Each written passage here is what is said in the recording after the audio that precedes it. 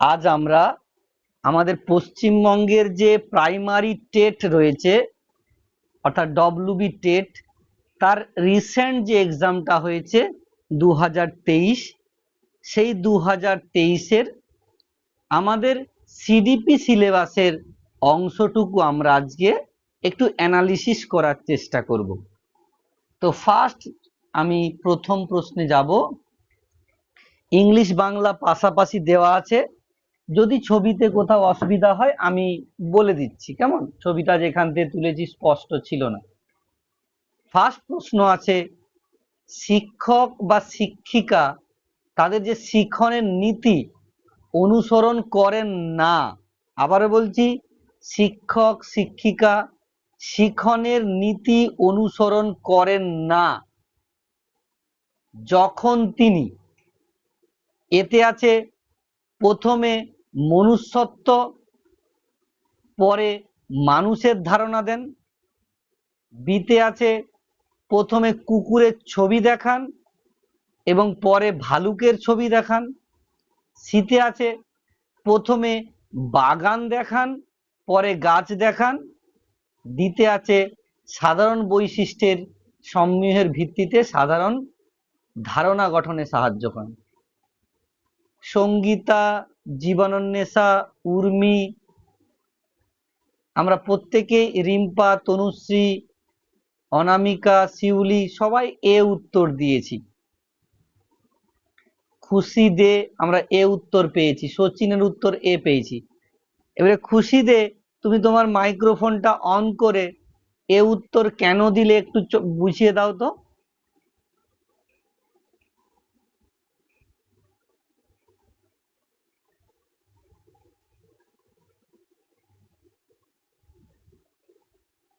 উর্মি, উত্তর এ কেন বললে একটু বুঝিয়ে দাও।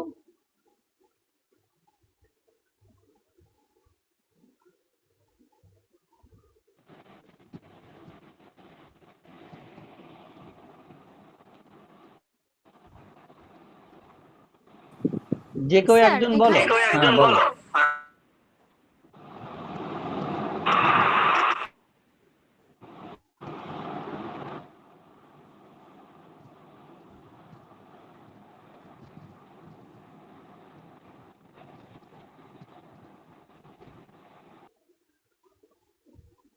দেখো, এখানে বলছে যে শিক্ষক বা শিক্ষিকা শিক্ষণের ক্ষেত্রে কোন নীতিকে অনুসরণ করেন না, অর্থাৎ বাদবাকি যা রয়েছে এছাড়া একটির সঙ্গে একটির বিশেষ পার্থক্য নেই, অর্থাৎ দুটি একই রকম জিনিস।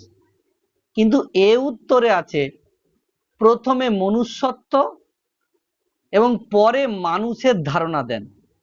মনুষ্যত্ব একটি অ্যাবস্ট্রাক্ট থিঙ্কিং, তাই না? মনুষ্যত্ব অ্যাবস্ট্রাক্ট থিঙ্কিং। আমরা কি কখনো বাচ্চাদেরকে প্রথমে বিমূর্ত ধারণা বা অ্যাবস্ট্রাক্ট বিষয়কে বোঝাবো?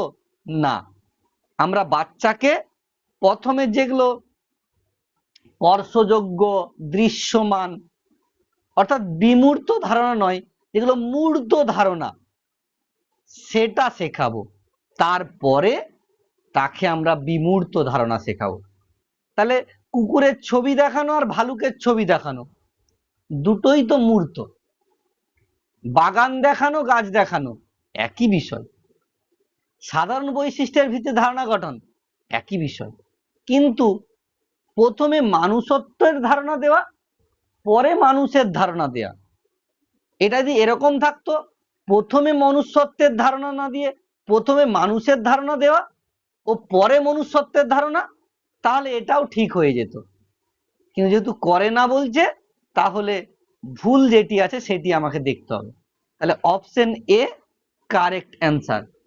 না খুশি, তোমার কথা শোনা যায়নি, তাই তো আমি আমার নিজে বললাম। আমি বুঝতে পারছি তুমি 2-3 বার মাইক্রোফোন অন করেছিলে, হয়তো কোনো কারণে গ্লিচ বা নেটওয়ার্ক এরর ছিল তাই হয়নি।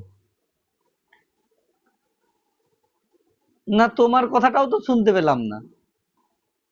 দেখো, এরপরে 2 নাম্বার প্রশ্ন আসছে, তাহলে প্রথম প্রশ্নের উত্তরে আমরা এ পেলাম। 2 নাম্বার প্রশ্ন আছে, মূল্যায়ন ও অ্যাসেসমেন্টের পরিপ্রেক্ষিতে নিচের কোন বিবৃতিটি অনুপযুক্ত? ভালো করে দেখো, অনুপযুক্ত আছে মানে সঠিক নয় কোনটা, উপযুক্ত নয় কোনটা।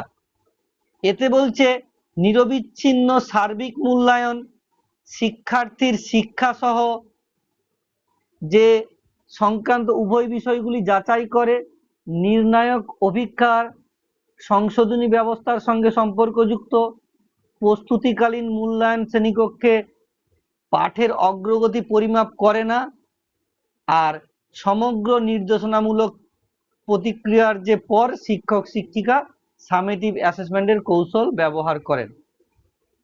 তোমরা প্রত্যেকেই উত্তর দিয়েছো দেখলাম আমি। সি, শ্রাবণী, শিউলি, জীবনান্বেষা, যার যার উত্তর, সঙ্গীতা, প্রত্যেকেই সি উত্তর দিয়েছো এবং উত্তরটি একদমই ঠিক।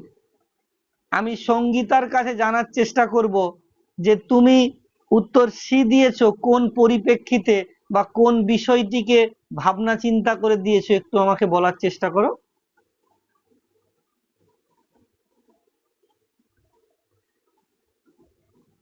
সঙ্গীতা বোস।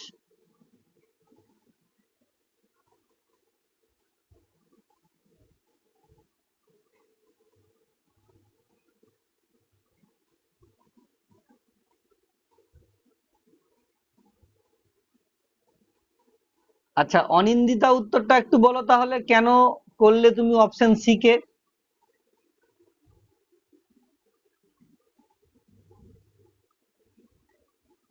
স্যার, প্রস্তুতিকালীন মূল্যায়ন শ্রেণীকক্ষে পাঠের অগ্রগতি পরিমাপ করে না, এটা রয়েছে, কিন্তু প্রস্তুতিকালীন মূল্যায়ন সেটা তো পাঠের মানে পড়াশোনার ক্ষেত্রে তার অগ্রগতি একটা শিশুর কিভাবে হচ্ছে সেটা তো বোঝা যায়।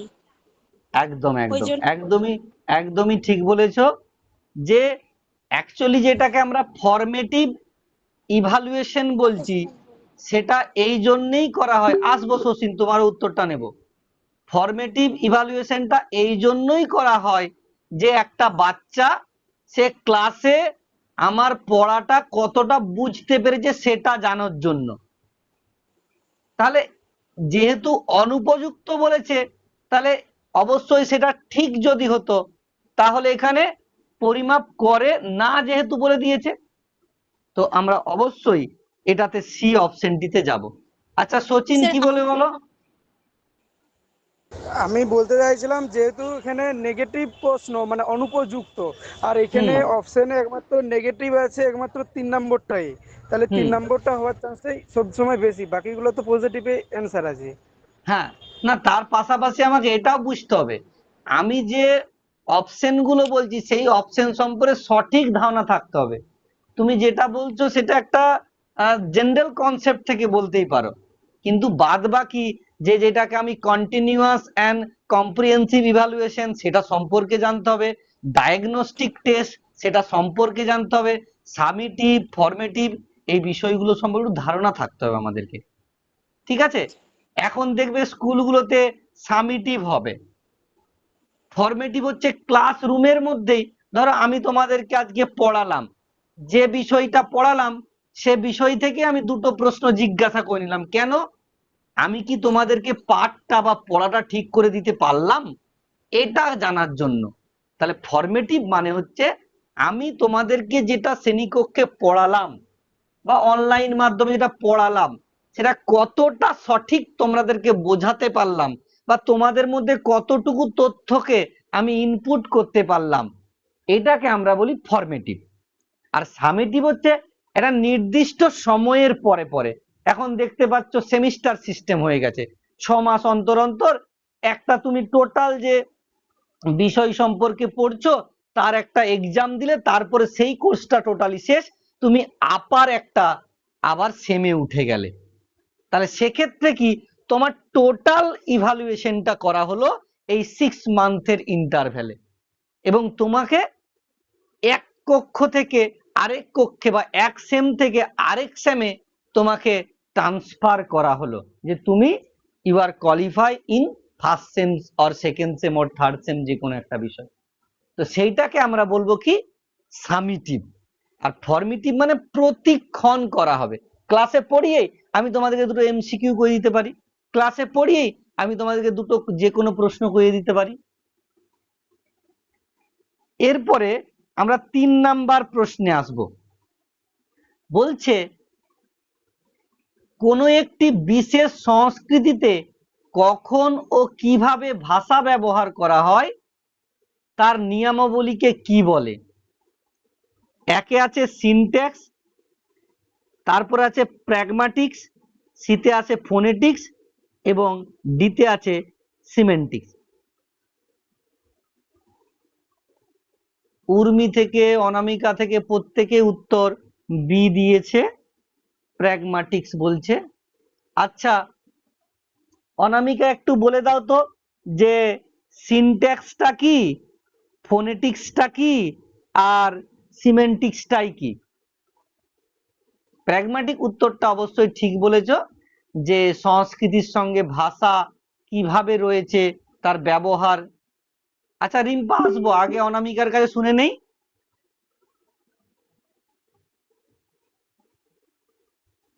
স্যার যখন ওয়ার্ড মানে বোঝায় ক্ষুদ্র ক্ষুদ্র অংশ সেটাকে বলা হয় সিনট্যাক্স। আচ্ছা একটা হলো, আর ফোনেটিক্স?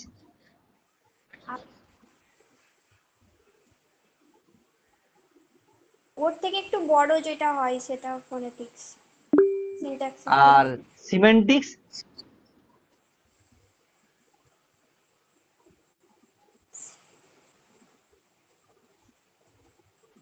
দেখি রিম্পা বলো তো।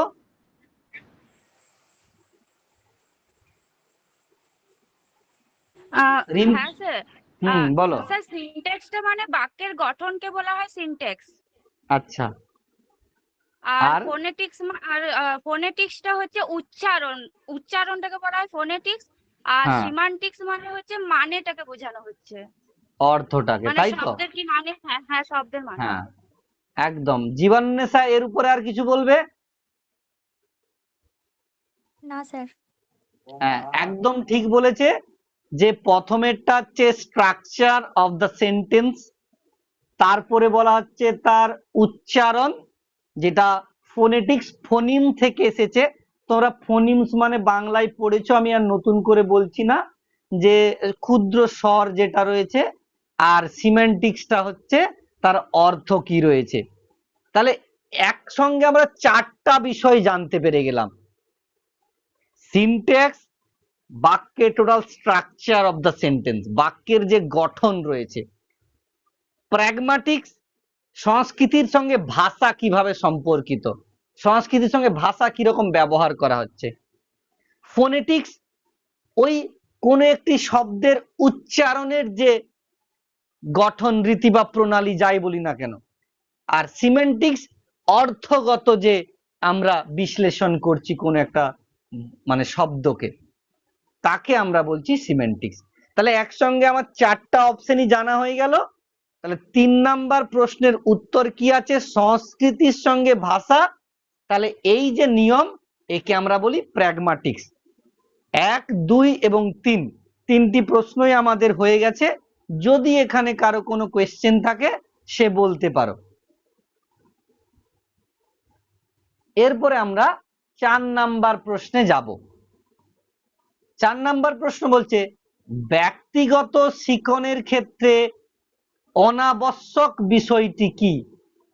ব্যক্তিগত শিক্ষণের ক্ষেত্রে 1 বলছে তাৎক্ষণিক প্রতিবার্তা, 2 বলছে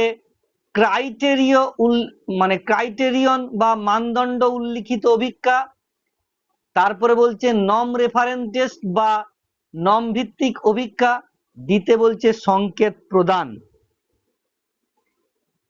ব্যক্তিগত শিক্ষণের ক্ষেত্রে অনাবশ্যক কোনটি? কারো উত্তর পেলাম নি এখনো।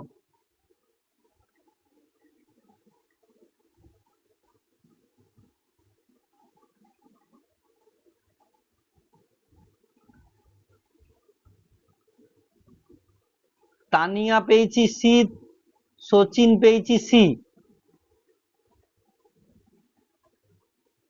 দুজনের উত্তর পেলাম। আনন্দ পেয়েছি, পূজা পেয়েছি, অনিন্দিতা বাবু ভি বলছো, ভি মানে তো কোথাও কিছু তো নেই। হ্যাঁ সি, আচ্ছা। আহ, নিমিকা বিশ্বাস, সে বলছে ডি।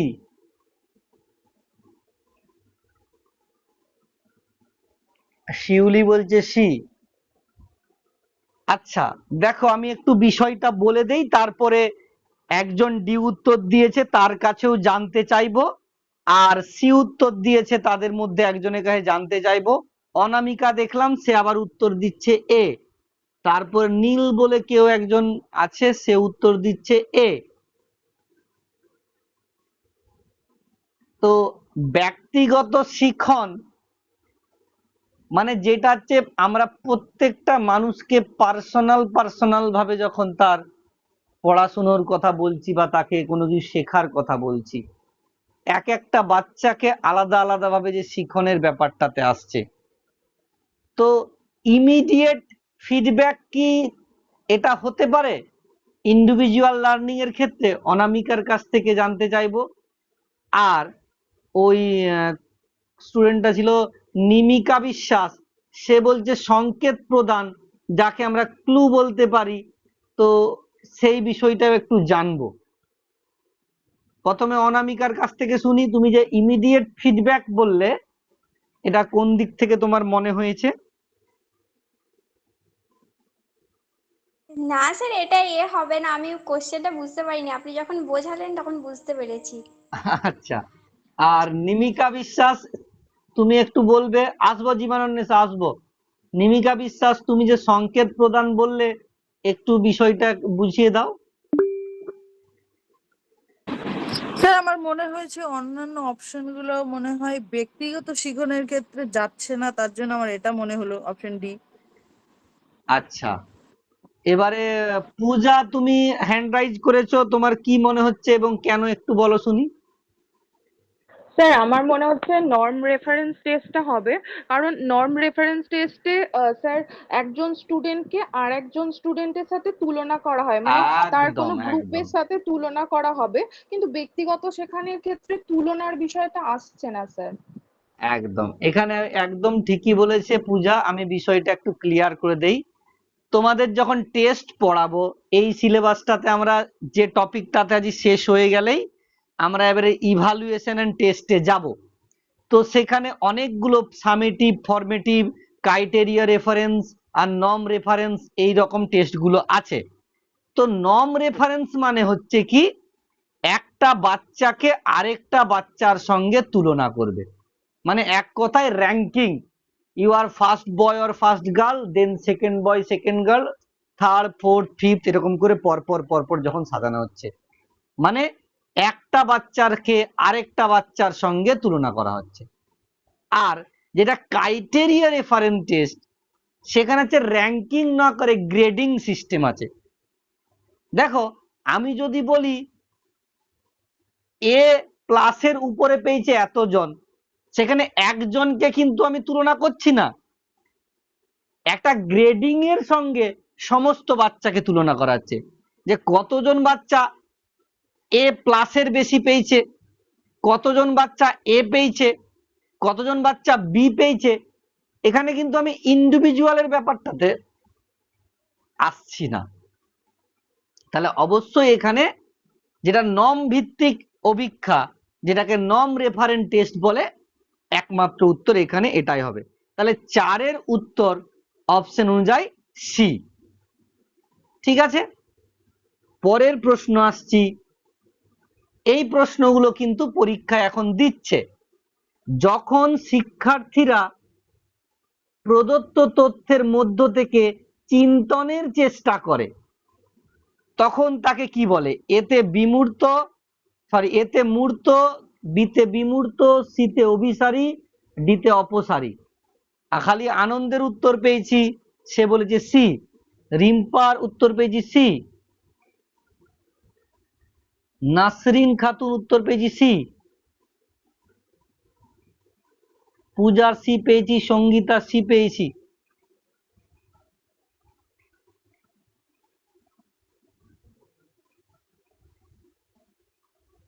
মমিতা কোলে উত্তর সি পেয়েছি। আচ্ছা নাসরিন, তোমার কাছে একটু জানতে চাইবো, এই যে বিভিন্ন তথ্যের মধ্য থেকে চিন্তনের চেষ্টাকে তুমি অভিসারী চিন্তন বলছো, কোন দিক থেকে বলছো একটু বলো তো।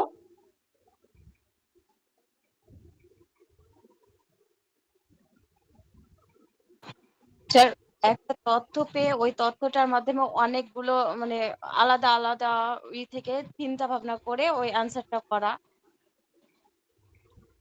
আচ্ছা, আর আনন্দ দেখি এটা কি বলছো।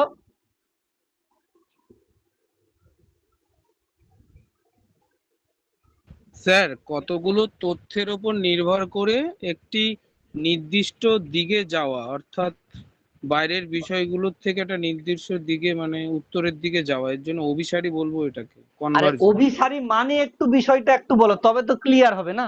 অভিসারী মানে হচ্ছে স্যার কনভার্জেন্ট, অর্থাৎ হ্যাঁ বাইরের দিক থেকে কেন্দ্রের দিকে যাওয়াটাকে বলবো এটা। যেহেতু একদম, এই বিষয়বস্তুর বিষয়টাই উপাদানগুলো। বলতে হবে। একদম একদম, পূজা আচ্ছা, কনফিউজের কিচ্ছু নেই বাবা। অভিসারী মানে হচ্ছে অনেকগুলো তথ্য থেকে একটা কনক্লিউশনের দিকে আসছে, অনেকগুলো তথ্য থেকে একটা কনক্লিউশনের দিকে আসছে। আর অপসারী মানে একটা মিডিল কোনো চিন্তন অনেকগুলো বাইরের দিকে ছড়িয়ে যাচ্ছে। নাসরিন কথাটা বুঝতে পারছো? অভিসারী মানে অনেকগুলো তোমার মধ্যে চারিদিকে তথ্য ঘুরে বেড়াচ্ছে, সেই তথ্যগুলো যখন একটা কেন্দ্রের দিকে আসার চেষ্টা করছে। আর অপসারী মানে একটা চিন্তন যখন বিভিন্ন দিকে ছড়িয়ে যাচ্ছে, ডাইভার্সিফাইড যখন হয়ে যাচ্ছে, তখন সেটা অপসারীর দিকে যাচ্ছে, মানে মেন সেন্টার থেকে ছড়িয়ে পড়ছে চারদিকে, অপসারী। অভিসারী মানে চারিদিক থেকে সব কেন্দ্রের দিকে আসার চেষ্টা করছে।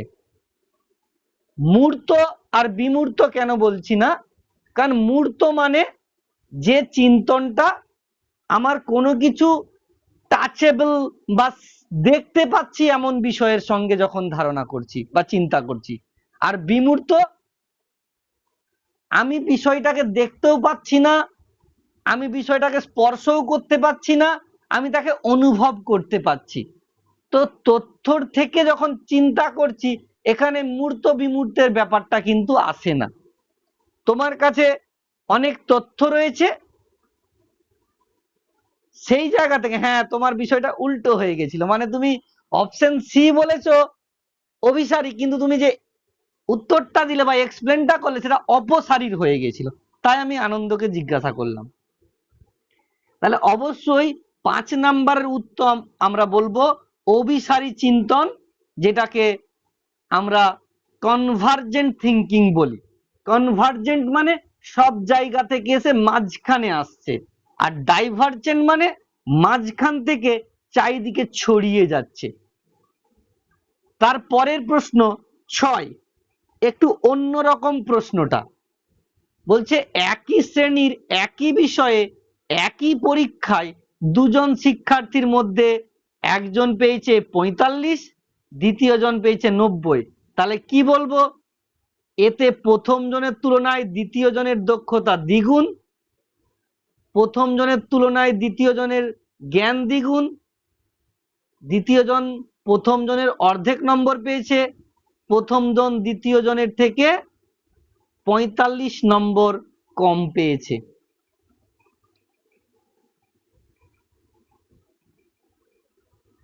প্রত্যেকের উত্তর, সঙ্গীতা, সচিন, সবাই উত্তর ডি দিয়েছো, একদমই ঠিক। এইটাতে আর নতুন করে গুলানোর কিছু নাই। হ্যাঁ নাসরিন, শিউলি প্রত্যেকেই উত্তর পেয়েছি, একদম গুলানোর কিছু নাই।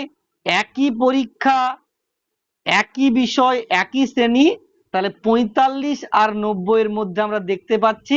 কারণ আমি কখনোই বলবো না যে একটা নাম্বার কারো দক্ষতাকে বিচার করতে পারে। আজকে তোমরা পরীক্ষা দিলে কেউ 10 পেয়েছো, কেউ 8 পেয়েছো, হ্যাঁ হ্যাঁ একদম একদম নিলে ঠিক, কখনোই কোনো নাম্বার কারো দক্ষতাকে মেজারমেন্ট করতে পারে না, কখনোই কোনো নাম্বার কারো জ্ঞানকে মেজারমেন্ট করতে পারবে না। আজ তার কাছে প্রশ্নটা কোন রকম ভাবে কিছু একটার জন্য সে কম পেয়েছে, কিন্তু এই নয় যে তার জ্ঞানটা তার থেকে হাফ কম বা তার দক্ষতা তার হাফ অন্যজনের থেকে, এইটা আমরা বলতে পারি না। তার জন্য অবশ্যই আমরা বলবো যে শুধুমাত্র প্রথম জন দ্বিতীয় জনের থেকে 45 নম্বর কম পেয়েছে। একদমই সোজা ছিল। অনেকে সবাই দেখছি ঠিক উত্তর দিয়েছো, কিন্তু পরীক্ষার সময়টায় গুলিয়ে ফেলবে না, ঠিক আছে? কারণ দেখো প্রথম দ্বিতীয় তৃতীয় এবং চতুর্থ সবগুলোই কিন্তু ঠিকই বলছে, কিন্তু মেন বিষয়টা লুকিয়ে কি আছে, যে কখনোই একটি নাম্বার, কারো দক্ষতা, কারো জ্ঞান, এটাকে কখনোই মেজারমেন্ট করতে পারে না। জাস্ট এগুলো নাম্বার। তাহলে 6 খুবই সোজা প্রশ্ন ছিল। 7 নাম্বার প্রশ্ন, প্রথম শ্রেণীর শিক্ষার্থীদের গল্প বলার ক্ষেত্রে নিম্নোক্ত 4টির কোনটি সর্বাপেক্ষা উপযুক্ত? বোর্ডে ছবি আঁকা, প্রত্যেক শিক্ষার্থীকে পৃথকভাবে প্রশ্ন করা, গলার স্বরের সঞ্চারণ ও নিয়ন্ত্রণ এবং অঙ্গভঙ্গি করা, দিতে বলছে শিক্ষার্থীদের মনোযোগ সহকারে শুনতে বলা। প্রত্যেকে উত্তর সি দিয়েছ। সায়নী, পূজা, নমিকা বিশ্বাস প্রত্যেকেই উত্তর সি দিয়েছ। এবারে আমার একটি প্রশ্ন, যে কোনো একজন বলতে পারো, অনেকজনই দিয়েছো তুমি। সায়নীকে দেখলাম, সায়নী একটু বলো যে প্রথম শ্রেণীর শিক্ষার্থীর যে গল্প বলার ক্ষেত্রে কোন বিষয়টা তোমার উপযুক্ত বলে মনে হয়েছে, তুমি উত্তর সি বললে, এবং একটু ব্যাখ্যা বিশ্লেষণ করো সিটাকে কেন আমরা নেব। স্যার বাচ্চাদেরকে যদি আমরা মানে অঙ্গভঙ্গি করা মানে মানে অভিনয়ের মাধ্যমে তাদের যদি দেখায় ব্যাপারটা, ওরা তাহলে মানে বিষয়টিতে আরো বেশি আগ্রহী হবে এবং তারা ভালোভাবে জিনিসটা বুঝতে পারবে, মনোযোগ দিয়ে দেখবে, মানে শুনবে মনোযোগ দিয়ে। না, যে কথাটা বললে আমার ঠিক মাথায় আসলো না। মানে এখানে বলছে গল্প বলার ক্ষেত্রে উপযুক্ত কোনটা, উত্তর ঠিকই বলছো কিন্তু এক্সপ্লেনেশনটা হচ্ছে না বাবা। দেখি খুশি বলো তো এক্সপ্লেনেশনটা। স্যার এবার শোনা যাচ্ছে? হ্যাঁ এবারে শোনা যাচ্ছে, হ্যাঁ বলো। হ্যাঁ, এখানে বলেছে যে প্রথম শ্রেণীর শিক্ষার্থীদের গল্প বলার ক্ষেত্রে কোনটি সর্বাপেক্ষা উপযুক্ত, মানে সব থেকে হ্যাঁ। বেশি কোনটা। তো হুম। আমি এখানে সি বলেছি। এখানে বলা আছে সি অপশনে যে গলার স্বরের সঞ্চারণ, নিয়ন্ত্রণ করা এবং অঙ্গভঙ্গি করা। আমরা যখন গলার স্বরটা একটু উঁচু গলায় কথা বলবো, বা ওটা মানে যেখানে যেখানে যখন গল্প বলার কোনো কোটেশন বা যেখানটা বলা জোরে বলা উচিত সেখানটা আমি জোরে বলবো, বা যেখানটা একটু কম বলা উচিত আমি সেখানটা আস্তে করে মানে একটু অঙ্গভঙ্গির দ্বারা বোঝানোর চেষ্টা করব। তাতে ওরা বেশি আকর্ষিত হবে বলে আমার মনে হয়। একদম একদম এক কথায় ঠিকই বলেছে। Voice modulation and gesture posture হচ্ছে মেন ক্রাইটেরিয়া গল্প বলার জন্য।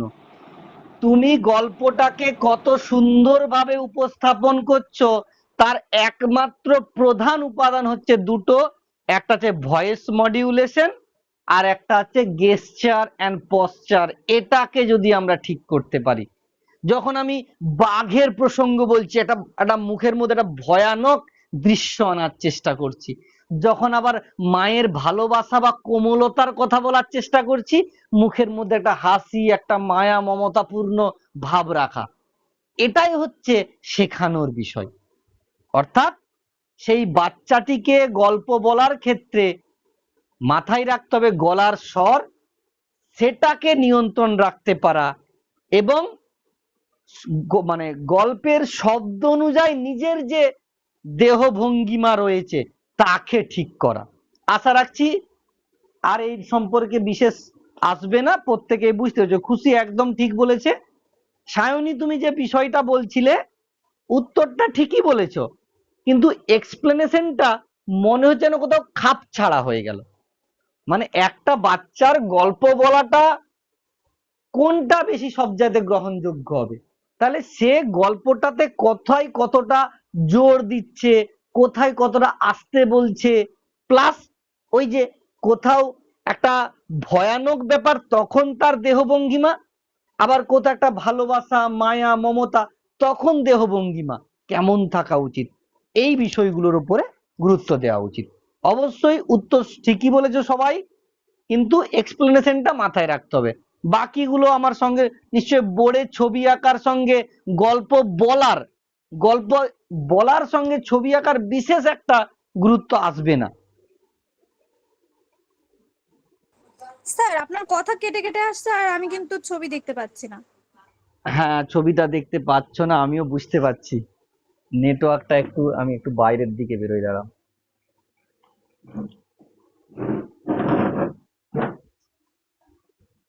দেখো এবারে শোনা যাচ্ছে? হ্যাঁ শোনা যাচ্ছে এখন।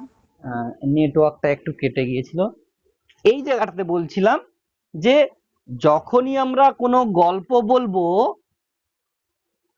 ওই গল্পটা আরো আকর্ষণীয় করতে গেলে গলার এবং যে বলছে তার যে গেস্টার পশ্চার, এটার পরিবর্তন হতে হবে। আমি বাঘের গল্প বললাম, যে বোর্ডের ছবি আঁকাটার থেকে আমার গলার ভয়েসটা বাঘের যে আওয়াজ বা গর্জনের সঙ্গে সমান তালে যাচ্ছে কিনা, এই বিষয়গুলোকে রাখা। আর প্রত্যেক শিক্ষার্থী পৃথকভাবে প্রশ্ন করা নিশ্চয়ই গল্প বলার সঙ্গে সম্পর্কিত নয়। শিক্ষার্থীদের মনোযোগ সহকারে শুনতে বলা, এটাও যে ঠিক মানে ভুল বলবো তা নয়, সবচাইতে বেশি গুরুত্বপূর্ণ কিন্তু তার ভয়েস মডিউলেশন এবং তার যে গেস্টার এবং পশ্চার সেটা। তারপরে 8 নাম্বার প্রশ্ন আছে, ইংরেজি গদ্য উচ্চ স্বরে পড়বার সময় শিক্ষিকা ও শিক্ষক শিশুর উচ্চারণের অসুবিধা শনাক্ত করেন, এটিকে কি বলা হয়? কেউ বি বলছে, কেউ ডি বলছে। আচ্ছা, সবের কথাতে আসবো। জীবনের নেশা, রিম্পা, তনুশ্রী এরা প্রত্যেকে ডি বলছে। সায়নী মণ্ডল ডি বলছে।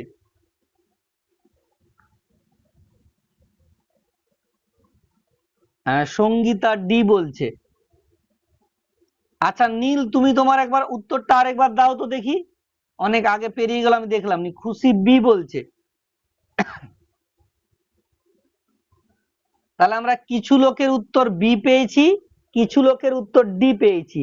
তো নীল, তুমি কি উত্তর দিয়েছিলে একটু মাইক্রোফোন অন করে বলো, এবং কেন সেই উত্তরটা নিয়েছো সেটাও বলবে। আর রানু বিশ্বাস বি বললে, নীলের উত্তরটা নেওয়ার পরে তোমার উত্তরটা কেন বি বলতে চাইছো সেটাতেও আসবো।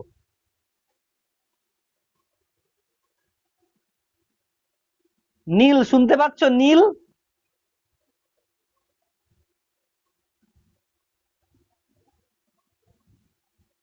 তবে রানু বিশ্বাস বি বলছিলে, কারণটা একটু বুঝিয়ে দাও। বলছে যে হচ্ছে শোনা যাচ্ছে তো আমার কথা? হ্যাঁ শোনা যাচ্ছে। হ্যাঁ শোনা যাচ্ছে, বলো।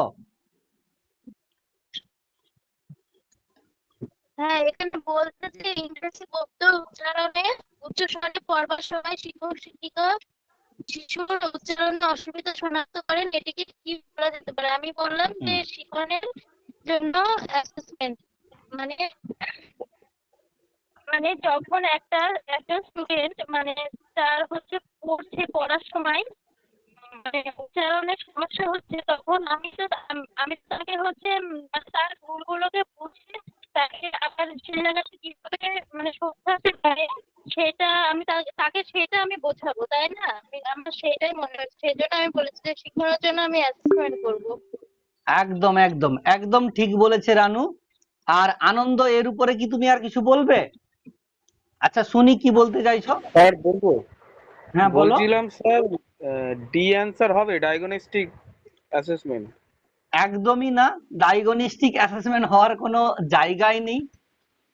স্যার তোমার কিন্তু মনে হচ্ছে কেন একটু বলো। মানে তো হচ্ছে সমস্যা বা কোনো সমস্যা চিহ্নিত করা। একজন একজন আমি বলেছি যে একজন একজন বলবে, নাহলে ইকো হবে প্রচুর। স্যার বলছি যে আনন্দদা যেটা বললো যে ডায়াগনস্টিক, এটাই তো হবে, কারণ নির্ণায়ক অভিক্ষা মানেই তো হচ্ছে আমরা যখন কোনো স্টুডেন্টের যে কোনো সমস্যা বা কোনো দুর্বলতা আছে সেটাকে চিহ্নিতই তো করতে পারি নির্ণায়ক অভিক্ষার মাধ্যমে। না হলে নির্ণয় করবো কি করে যে ও উচ্চারণ করতে অসুবিধা হচ্ছে বা ওর কি অসুবিধা হচ্ছে, সেটা তো আমরা নির্ণায়ক অভিক্ষার মাধ্যমেই বুঝতে পারবো। মানে শিক্ষক আচ্ছা শিক্ষিকা যখন বুঝবে ব্যাপারটা একটা স্টুডেন্ট কতটা মানে পড়তে পারছে বা কতটা বুঝতে পারছে, সেটা তো নির্ণায়ক অভিক্ষাই হবে। শিখন অ্যাসেসমেন্ট কি করে হতে পারে? আচ্ছা, আমি এবারে একটু পূজার কাছে শুনে নিই। স্যার আমি একটা কথা বলবো স্যার। আমি একটু বলতে চাই একে একে একে একে একটু পূজা স্যার, বলে আমি নাও। একটু আনন্দ একবার বলেছো, একটু পূজা বলুক, তারপর শিউলির কাছে শুনবো, তারপর আনন্দ বলবে। পূজা কি বলছো শুনি। স্যার আমি উত্তরটা ডি দিয়েছি, কিন্তু আমার মনে হচ্ছে উত্তরটা বি হবে।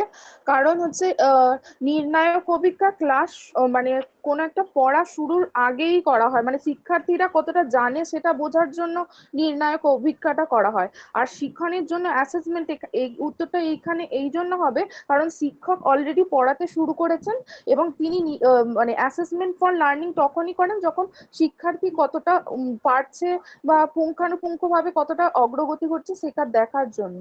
এই উত্তরটা বি হবে। আচ্ছা, এবারে শিউলি বলো শুনি, তারপরে আমি আনন্দর কাছে আরেকবার আসবো না। গদ্য গদ্য উচ্চারণের সময় পড়াবার সময় এটা হচ্ছে, মানে এই যে অ্যাসেসমেন্টটা হচ্ছে, মানে এর ফলে আবার শিখন দিচ্ছে শিক্ষক মহাশয় ঘুরে। আমরা জানি যে যেটা মানে ক্লাস চলতে চলতে যে শিখন দেওয়া হয় সেটা অ্যাসেসমেন্ট ফর লার্নিং বা ফরমেটিভ অ্যাসেসমেন্টও বলা হয়। তাই এটাকে মানে শিখনের জন্য অ্যাসেসমেন্টও আমরা বলতে পারি বি। আচ্ছা, এবারে আনন্দ কিছু বলবে, এরপরে আর কিছু বলার আছে? Sir, assessment for learning K formative assessment বলতে পারি, যেটা থ্রু কন্টিনিউ ক্লাস টাইম, মানে ক্লাস চলাকালীন করা যেতে হ্যাঁ পারে বা হ্যাঁ। আংশিক কিছু বোঝানোর পর করা যেতে পারে।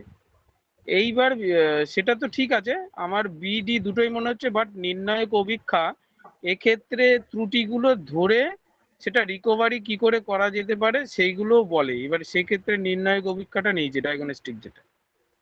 তো এই যদি দেখো পুরো বলতো যে বিষয় পড়ার শেষে করা হচ্ছে তখন এটা ডায়াগনস্টিক ধরতে পারতাম, কিন্তু একদম পড়ার সময় একদম বলেছে। এই টার্মটা মাথায় আচ্ছা, রাখবে। ইংরেজি গদ্য যখন উচ্চারণ করছে উচ্চ স্বরে, তখন উচ্চারণে অসুবিধা হচ্ছে এইটা শনাক্তকরণ করা শুধু তাকে বলছে, তার ট্রিটমেন্ট করার কথা বলেনি। তার জন্য আমরা অবশ্যই করব এক কথায় কি, পড়া চলাকালীন যে ধরনের আমরা পরিবর্তনগুলো, যেটাকে আমরা ফরমেটিভ ইভালুয়েশনের কথা দেখি, তার মতোই হচ্ছে বিষয়টা। তাহলে assessment for learning, assessment for learning. যদি কারো কনফিউশন থাকে তাহলে হ্যান্ড রাইজ করো, আশা করছি নেই। তাহলে 8 নাম্বারের আমাদের প্রশ্ন হলো। এরপরে আসছি 9 নাম্বারের প্রশ্নটা। একটু ভালো করে প্রশ্নটা পড়বে। একটা বিবৃতি দিয়েছে, আরেকটা তার যুক্তি দিয়েছে, যে বিবৃতির সঙ্গে যুক্তিটা যাচ্ছে কি যায়নি সেই বিষয়টাকে দেখা। ফার্স্ট বিবৃতি দিয়েছে দেখো, ধারাবাহিক এবং সার্বিক মূল্যায়ন সম্পূর্ণরূপে শিক্ষাগত কৃতিত্ব এবং পরীক্ষার ফলের উপর দৃষ্টি নিবদ্ধ রাখে।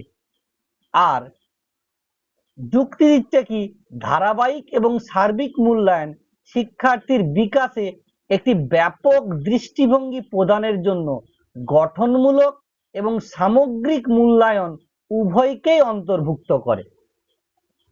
এ আছে, এ আর ঠিক একে অপরের এক্সপ্লেনেশন করছে, বিতে বলছে এক্সপ্লেনেশন করছে না, সিতে বলছে এ সত্য আর মিথ্যা, ডিতে বলছে এ মিথ্যা আর সত্য। অনেকের উত্তর আমি ডি পেয়েছি, সায়নী পেয়েছি, নীল পেয়েছি, এদের উত্তর ডি পেয়েছি। পূজার অপশন এ পেয়েছি, আনন্দের অপশন বি পেয়েছি।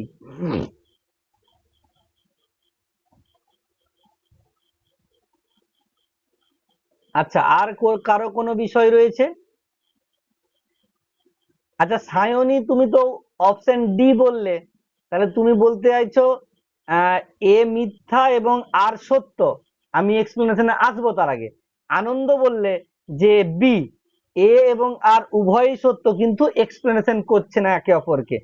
তো একটু বিষয়টা বুঝিয়ে দাও কেন তুমি বলতে চাইছো, তারপরে আসবো সায়নীর কাছে।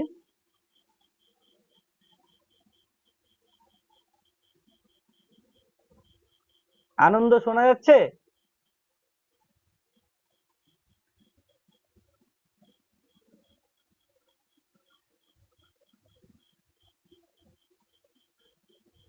হ্যালো হ্যাঁ শোনা যাচ্ছে। স্যার ছবি দেখা ছবিটা যাচ্ছে। দেখতে পাচ্ছি না। আচ্ছা নেটওয়ার্ক একটু ব্লিঙ্ক করছে, দাঁড়া। এই সন্ধেবেলা ক্লাসে এটা একটা সমস্যা।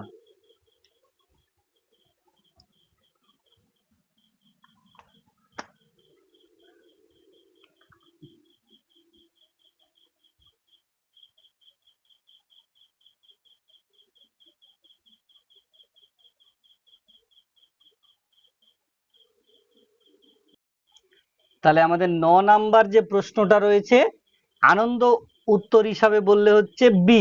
একটু এক্সপ্লেন করো কেন বি, মানে এ এবং আর উভয়কেই সত্য বলছো এবং ব্যাখ্যা করছে না বলতে চাইছো, কি রকম ভাবে একটু বুঝিয়ে দাও।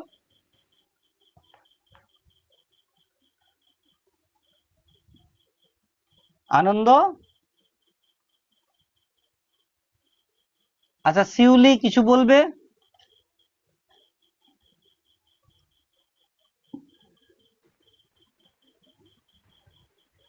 আর এর ক্ষেত্রে ধারাবাহিক এবং সার্বিক মূল্যায়ন শিক্ষার্থীদের বিকাশের একটি ব্যাপক দৃষ্টিভঙ্গি প্রদানের জন্য গঠনমূলক এবং সামগ্রিক, হ্যাঁ এটাও ঠিক।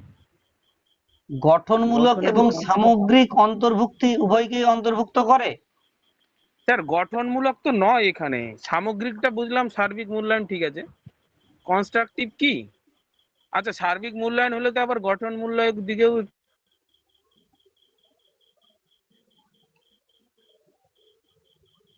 আচ্ছা সায়নী উত্তর দিয়েছিলে ডি, সায়নীর কাছ থেকে একটু শুনবো।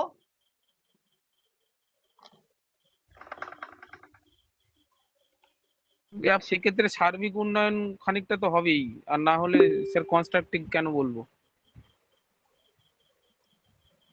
আচ্ছা সায়নী একটু দেখি বলো, তুমি তো উত্তর অপশনে ডি দিয়েছিলে, কেন ব্যাপারটা একটু। হ্যাঁ sir. Sir hmm. Continuous and comprehensive evaluation মানে শুধুমাত্র যে পরীক্ষার ফল বা শিক্ষার্থীর কৃতিত্ব বিচার করে তা তো নয়, তার সাথে তার যে পার্সোনাল গ্রোথ অর্থাৎ তার সহপাঠক্রমিক কার্যাবলী এগুলোর দিকেও বিচার করে। কিন্তু বিবৃতি এতে তো বলে দিয়েছে সম্পূর্ণরূপে, এই ওয়ার্ডটা লেখা রয়েছে, তার জন্য বিবৃতি এ আমি মিথ্যা ধরে নিতে পারি। আর যেটা যুক্তি আর আছে ওখানে কন্টিনিউয়াস কম্প্রিহেন্সিভ ইভালুয়েশনেরই মানে দুটি পার্ট হলো গঠনমূলক আর সামগ্রিক মূল্যায়ন, তাই আরটা সঠিক। তাই আমি অপশন ডি করেছি, এ হলো মিথ্যা আর আর হলো সত্য। হ্যাঁ এই সম্পর্কে আর কারো কোনো কিছু বলার আছে? সায়নী যে উত্তরটা বললো। স্যার আমার কিন্তু অপশন এ মনে হচ্ছে। না বাবা একদমই ঠিক, এ মিথ্যা।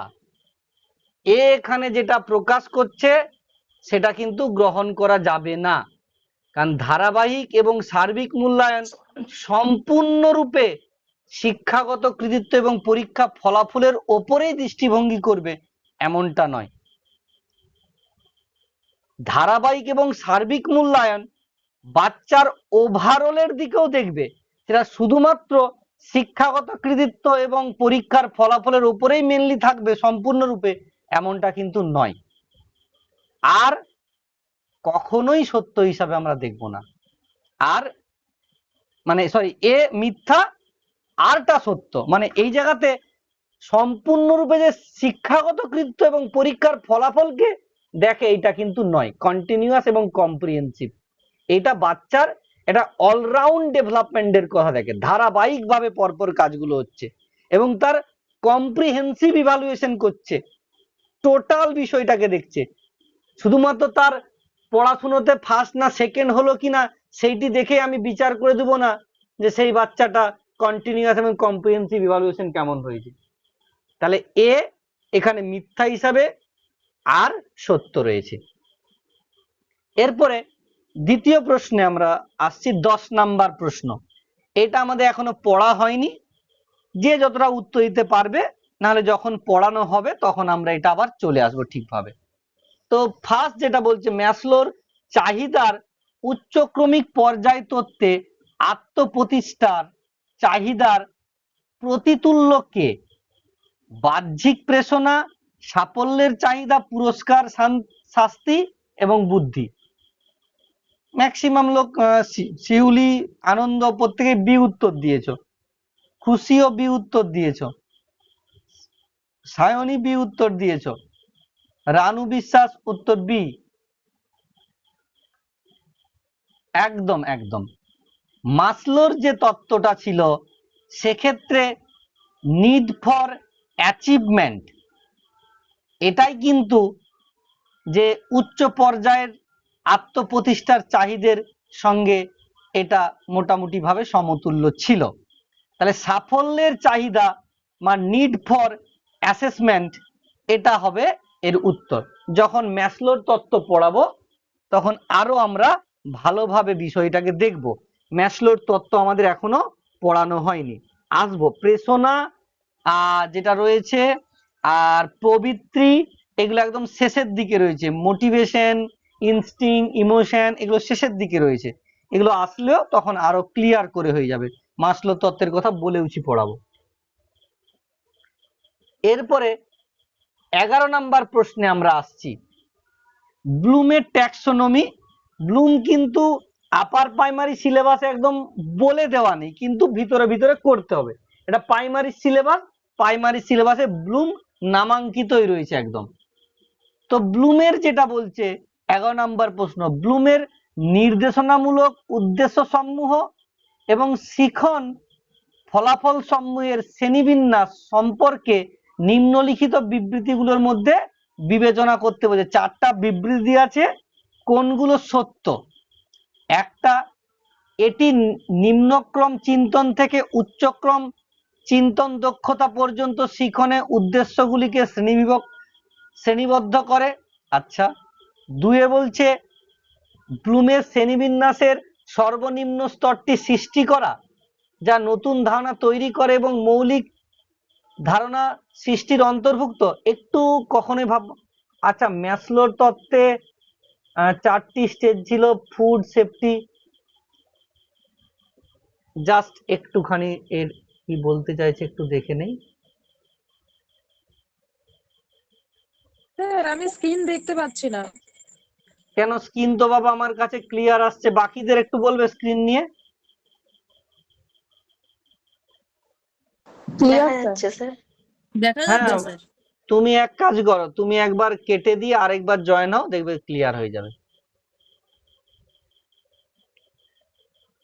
এই যে মাসলোর তত্ত্বটা বা ম্যাসলোর তত্ত্বটা বলতে চাইছো, এখানে নরমালি যে সেলফ অ্যাকচুয়ালাইজেশন যে প্রসেসটা ছিল তার সঙ্গে সমতুল্য কোনটা, তার যে নিড বা চাহিদার যে পরপর পরপর জায়গাগুলো ছিল সেখানের মধ্যে সমতুল্য কোনটা বলছে। এ তুমি লিখেছো না যে মাসলো থিওরিতে 4টি স্টেজে প্রথমে food, safety, love and self esteem, এগুলো প্রথমের দিকে রয়েছে। যখন আমরা নিডের হায়ারার্কি দেখব তার মধ্যে সেলফ অ্যাকচুয়ালাইজেশনের সঙ্গে কোনটা সম্পর্কিত, এটা মাথায় রাখতে হবে। সেলফ অ্যাকচুয়ালাইজের সঙ্গে কোনটা সবচেয়ে সম্পর্কিত, উচ্চ পর্যায়ে উচ্চ পর্যায়ে একদম কোনটি আছে? সাফল্যের কোনটি চাহিদা। রয়েছে। যখন এগুলো পড়াবো, এখনো তো পড়াইনি বাবা, যখন এগুলো পড়াবো তখন দেখবার গুলাবে না। যখন এগুলো পড়ানো হয়ে যাবে, আমাদের যে যে চ্যাপ্টার গুলো পড়িয়েছি, তোমাদের উত্তর দিতে যদি কোথাও প্রবলেম হয় আমাকে বলবে, আমি সেই প্রশ্নের সঙ্গে আমাদের পড়ানো যেটা হয়েছে সেটা কিন্তু আবার ম্যাচিং করে আবার পড়াবো। আমার একটা বক্তব্য আমি প্রথম দিনেই বাচ্চাদেরকে বলেছি, আমি চেষ্টা করব একটা বাচ্চাকে 25 থেকে 27 পাওয়ানো, 28 পাওয়ানো। বাকি যে দুটো নাম্বার আছে সম্পূর্ণ তার নিজস্ব দক্ষতা। ঠিক আছে? তো যদি কোথাও কারো কোনো প্রশ্নে আটকে যায় বা বুঝতে প্রবলেম হয়, একদম চোখ বন্ধ করে আমাকে বলবে, একদম অবশ্যই বলবে। আমি বিষয়গুলোকে আবার ডিসকাশন করব, যেখানে যেখানে তোমাদের মনে হবে সেখানে আমাকে বলবে। মাসলোর যে তুমি পর্যায়টা যদি দেখতে চাও, হায়ারকি একদম নিচের দিকে ছিল শারীরবৃত্তীয় চাহিদা, সাইকোলজিক্যাল নিডস, তারপরে ছিল সেফটি, তারপরে ছিল লাভ এন্ড এস্টিম, তারপরে রেসপেক্ট, তারপরে সেলফ অ্যাকচুয়ালাইজেশন। এই সেলফ অ্যাকচুয়ালাইজেশনটার সঙ্গে কোনটা সমতুল্য সেটা জানতে চাইছে তোমার কাছে। মানে সেলফ অ্যাকচুয়ালাইজেশন যেটা, সেটার সঙ্গে কোনটা সমতুল্য সেটা জানতে, সেটা হচ্ছে সাফল্যের চাহিদা, সেটাই হচ্ছে সাফল্যের চাহিদা। বুঝতে পারলে? যখন এই তত্ত্বটা পড়াবো, আই থিঙ্ক উনি 1954-55 সাল করে, 54ই হবে হয়তো, ওই সময় করে তত্ত্বটা দিয়েছিল। ঠিক আছে? ওই তত্ত্বটা যখন পুরোপুরি পড়াবো তখন দেখবে তোমার প্রত্যেকটা পর্যায় কোনো জায়গাতেই আটকাবে না। আমাদেরকে একটু সময় দাও, আমরা পড়াটা যাতে একটু কমপ্লিটের দিকে যেতে পারি। এরপরে আমরা 11 নম্বর প্রশ্নেতে আসছি। বিশ্লেষণ 3-এ হবে। বিশ্লেষণ হলো ব্লুমের শ্রেণীবিন্যাসের একটি উচ্চক্রমের চিন্তন দক্ষতা, যা তথ্যকে অংশ বিশেষে বিভক্ত করে এবং সম্পর্কের বোধগম্যতাকে অন্তর্ভুক্ত করে। এবং ডিতে বলছে এটি শিক্ষার্থীর কেবল মুখস্থকরণ দক্ষতা এবং বাস্তব জ্ঞান মূল্যায়ন করে। তো অপশন দিয়ে দিচ্ছে, দেখো, এতে 1 ঠিক, বিতে 1 and 3 ঠিক, সিতে 2 and 3 ঠিক, এবং ডিতে 2, 3 and 4 ঠিক। আচ্ছা, শিউলির উত্তর সি পেয়েছি।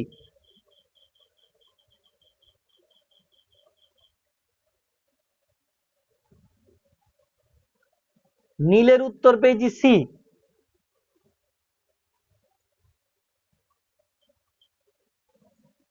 সায়নের উত্তর পেয়েছি বি।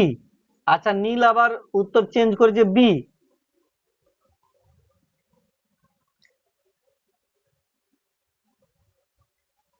দেখি আর বাচ্চারা বাকিরা কে কি উত্তর দিচ্ছে।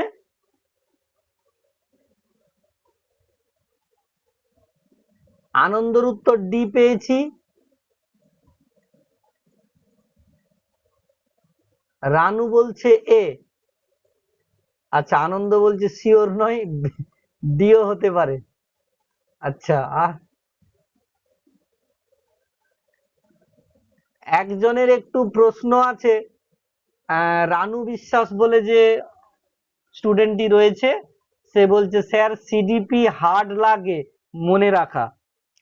এবারে আমাদের যারা ব্যাচে আছে, দেখি কেউ একটা বলো, এটা কি সত্যি আমাদের পড়ানোর পরে হার্ড রাখা বলে মনে হচ্ছে, কি খুব হার্ড হবে মনে রাখাটা? শিউলি একটু বলে দাও দেখি। না স্যার, খুব ভালো সিডিপি। একটু তুমি সিডিপি কে যদি ভালো, হ্যাঁ, একটু যদি তুমি সিডিপি কে ঠিকঠাক করে পড়ো, তোমার একবারের জন্য মনে হবে না এই সাবজেক্টটা কঠিন। আনন্দ বলো শুনি এবারে। আপনি যেগুলো পড়িয়েছেন আমার অতটা কঠিন মনে হয় না। এবার ব্লুম ট্যাক্সোনমিটা তো এখনো বোধহয় না, আমাদের হাত দেওয়া হয়নি। আমার এটাই বক্তব্য। আমি সব সময় একটা কথাই বলি, আমি যেগুলো পড়াই, দেখো এটা প্রাইমারি সিলেবাসের, আমরা একটা আলোচনা করে নিলাম। আমরা যে সিলেবাস গুলো আমরা কমপ্লিট করেছি সেগুলোর মধ্যে যেইগুলো পাচ্ছি সেগুলো বললাম, নতুন কিছু জানা হলো। যখন আমরা এই যে এটা আপার প্রাইমারি টেট পড়াচ্ছি আমরা তোমাদেরকে, কিন্তু প্রশ্নটা প্রাইমারি টেটের, কিছু তো পরিবর্তন আছে। কতটা পরিবর্তন এটা একটু ঝালাই করে নেওয়া। আমাদের পড়ানোটা যেটা হয়েছে তার থেকে যদি কোথাও একটু বুদ্ধিটাকে বা আমার পড়ানোর অভিজ্ঞতাটাকে কাজে লাগিয়ে করতে পারি, কারণ সিটেড এক্সাম আছে, অনেকেই সিটেড এক্সাম দিবে ভাবছো তোমরা, তাহলে সেই জায়গা থেকে সবগুলো, যেমন সিটেড এর মধ্যে ব্লুম ট্যাক্সোনমি খুব ইম্পর্টেন্ট, খুব ইম্পর্টেন্ট সিটেড এর মধ্যে, কিন্তু আমাদের আপার প্রাইমারি সিলেবাসের মধ্যে নামাঙ্কিত নেই। পড়াবো বলেছি আমি, অবশ্যই আমি অনেক বলেছি তোমাদেরকে, যেগুলো যেগুলো নামাঙ্কিত নেই পড়াবো কিন্তু সেগুলো। তো যেটা রানু যেটা বলছিলে তাকে আমি একটা কথাই বলছি, বাবা আমরা যদি সিডিপির সিলেবাসকে ভালোবাসি, আমার এখন পর্যন্ত মনে হয়েছে সবচাইতে ইন্টারেস্টিং এটি একটি সাবজেক্ট, সবচাইতে। এবং যত দিন যাচ্ছে আমার নিজের এই সাবজেক্টটার প্রতি একটা অন্যরকম ভালোবাসা জন্মাচ্ছে। আমি এখন যে কোর্সটা করছি, এমএড কোর্সটা কমপ্লিট হয়ে গেলে আমি নিজে ভাবনা চিন্তা করেছি আমি সাইকোলজিতে মাস্টার ডিগ্রি করব, চাইল্ড সাইকোলজি মানে সাইকোলজিতে। খুব ভালো লাগার জায়গা। একটু যদি এই সিলেবাসটাকে আমরা ভালোবেসে গ্রহণ করে নিই না, তাহলে আর কোথাও আটকাবে না। আর হ্যাঁ, যে কোনো সিলেবাসই, সেটা অনার্স এবং মাস্টার ডিগ্রির, আমরা যদি না পড়ি কখনোই ভালো লাগবে না। আমাদেরকে পড়তে হবে। যখনই আমরা কোনো বিষয়টাকে পড়ব তখন তার সম্পর্কে ভালোবাসা জন্মাবে। আমি যদি না পড়ি কঠিন বলে মনে হবে। যেমন আমি বাচ্চাদেরকে বলেছি, আমি তোমাদেরকে যে নোটস পিডিএফটা দেব সেটা প্রিন্ট আউট করো, আর তোমাদেরকে যে প্রেসক্রাইব যে লিংকে ইউটিউব গ্রুপ দেওয়া আছে সেখানে গিয়ে তোমরা ক্লাসটা করবার সময় ম্যাচিং করে নাও, দিয়ে আমাকে প্রশ্ন করো, দেখি তোমাদের কোথায় আটকায় বা কোথায় কঠিন বলে মনে হয়। আশা রাখছি হবে না। এরপরে আমি তোমাদের যখন কোনো একটা ব্লুম ট্যাক্সোনমি, অনেকে সিটেট দিবে বলছো, আচ্ছা নেক্সট দিন আমি ব্লুম ট্যাক্সোনমি পড়াবো তোমাদের, আবার সবাইকে তাহলে গ্রুপে জয়েন করাবো, তোমরা ক্লাস করবে, দেখি কেমন কঠিন লাগে। তাহলে ফার্স্ট যেটা প্রশ্নটা রয়েছে আমাদেরকে একটু দেখতে হবে, যে প্রথম যেটা বলছে যে নিম্নক্রম চিন্তন থেকে উচ্চক্রম চিন্তনের দক্ষতা পর্যন্ত শিখন উদ্দেশ্যগুলি শ্রেণীবদ্ধকরণ করে। একদম ঠিক। একদম নিচ স্তর থেকে আস্তে আস্তে উপরের দিকে উঠে যায়। সেই মনে করো রিমেম্বারিং, আন্ডারস্ট্যান্ডিং, আর সেই ছিল রিফ্লেক্টিভ লেভেল। তো তার অনুকরণেই তো ব্লুমের ট্যাক্সোনমি দেওয়া ছিল। তাহলে নিচুর থেকে বা নিম্নক্রম থেকে ঊর্ধ্বক্রমের দিকে যায়, অবশ্যই ঠিক। তাহলে আশা রাখি যদি এ ঠিক হয় তাহলে সি আর ডি কোনো মতে অপশনে আর থাকবে না, তাহলে এ আর বি এর মধ্যে যে কোনো একটা হবে। আমাকে এরকম ভাবে মাথা লাগাতে হবে। আর দেখো, ক্রিয়েটিভিটি কখনোই কি ব্লুম ট্যাক্সোনমির লোয়েস্ট লেভেল হতে পারে? তাহলে এটা কখনোই নয়। তাহলে কেটে গেল 2। তাহলে 2 এতেও নাই বিতেও নাই। তাহলে আমাকে আরেকটা পড়তে হবে। কি বলছে? বিশ্লেষণ হলো ব্লুম ট্যাক্সোনমির একটি উচ্চক্রমের চিন্তন দক্ষতা। অবশ্যই আমরা জানি অ্যানালিসিস আর ক্রিয়েটিভিটি বা ক্রিয়েটিং এগুলো আপার লেভেলে ছিল। অবশ্যই তাহলে 3 ঠিক আছে। তাহলে দেখো এ আর বি এর মধ্যে 3 যখনই ঠিক আছে তখনই বি অপশন, এ অটোমেটিক কেটে গেল। আর আমার দেখার দরকারই নাই, আর আমার দেখার দরকারই নাই। এই যে অপশনকে এলিমিনেট করে করে যদি আমরা করতে পারি অনেক ভালো হবে। তাহলে ব্লুম ট্যাক্সোনমি অবশ্যই নিম্ন স্তরের চিন্তন দক্ষতা থেকে ঊর্ধ্ব স্তরের চিন্তন দক্ষতার দিকে যায়, একদমই সত্য কথা। তাহলে এ ঠিক হওয়া মানে সি আর ডি কে আমি অটোমেটিক বাদ দিয়ে দেবো, কারণ অপশনে দেখো সিতে 2 and 3 আছে আর ডিতে 2, 3, 4 আছে, 1 নাই, মানে প্রথমে ওরা বাদ পড়ে গেল, আর দেখার দরকার নাই। এ আর বি এর মধ্যে ভাববো। আচ্ছা দুয়েরটা দেখি। দুয়েরটা বলছে যে সৃষ্টি করা বা ক্রিয়েটিংটা ব্লুম ট্যাক্সোনমির লোয়েস্ট না, কোনো মতেই নয়। ক্রিয়েটিভিটি যে কাজটা কোনো কিছু তৈরি করা প্রথমের দিকে নয়, একদম উচ্চ পর্যায়ে। তাহলে এটা ভুল। বি তো কোথাও নেই, বা 2 তো কোথাও নেই, তাহলে ভাবার দরকার নেই। 3-এ যাব। 3-এ বলছে বিশ্লেষণ কি উচ্চ শ্রেণীর? অবশ্যই। ক্রিয়েটিং আর অ্যানালিসিস এগুলো উচ্চ শ্রেণীর। তাহলে 3 ঠিক।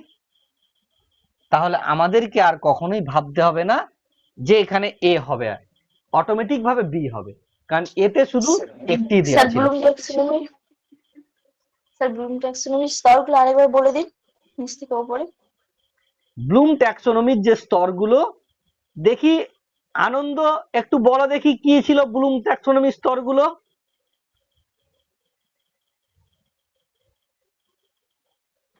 স্যার এই অপশানে যেগুলো লেখা আছে সেটা বলবো তো? না না না না, ব্লুম ট্যাক্সোনমির নিচ থেকে উপরের দিকে কি কি স্তর ছিল ওটা মনে নেই আমার। দেখি কার মনে রয়েছে।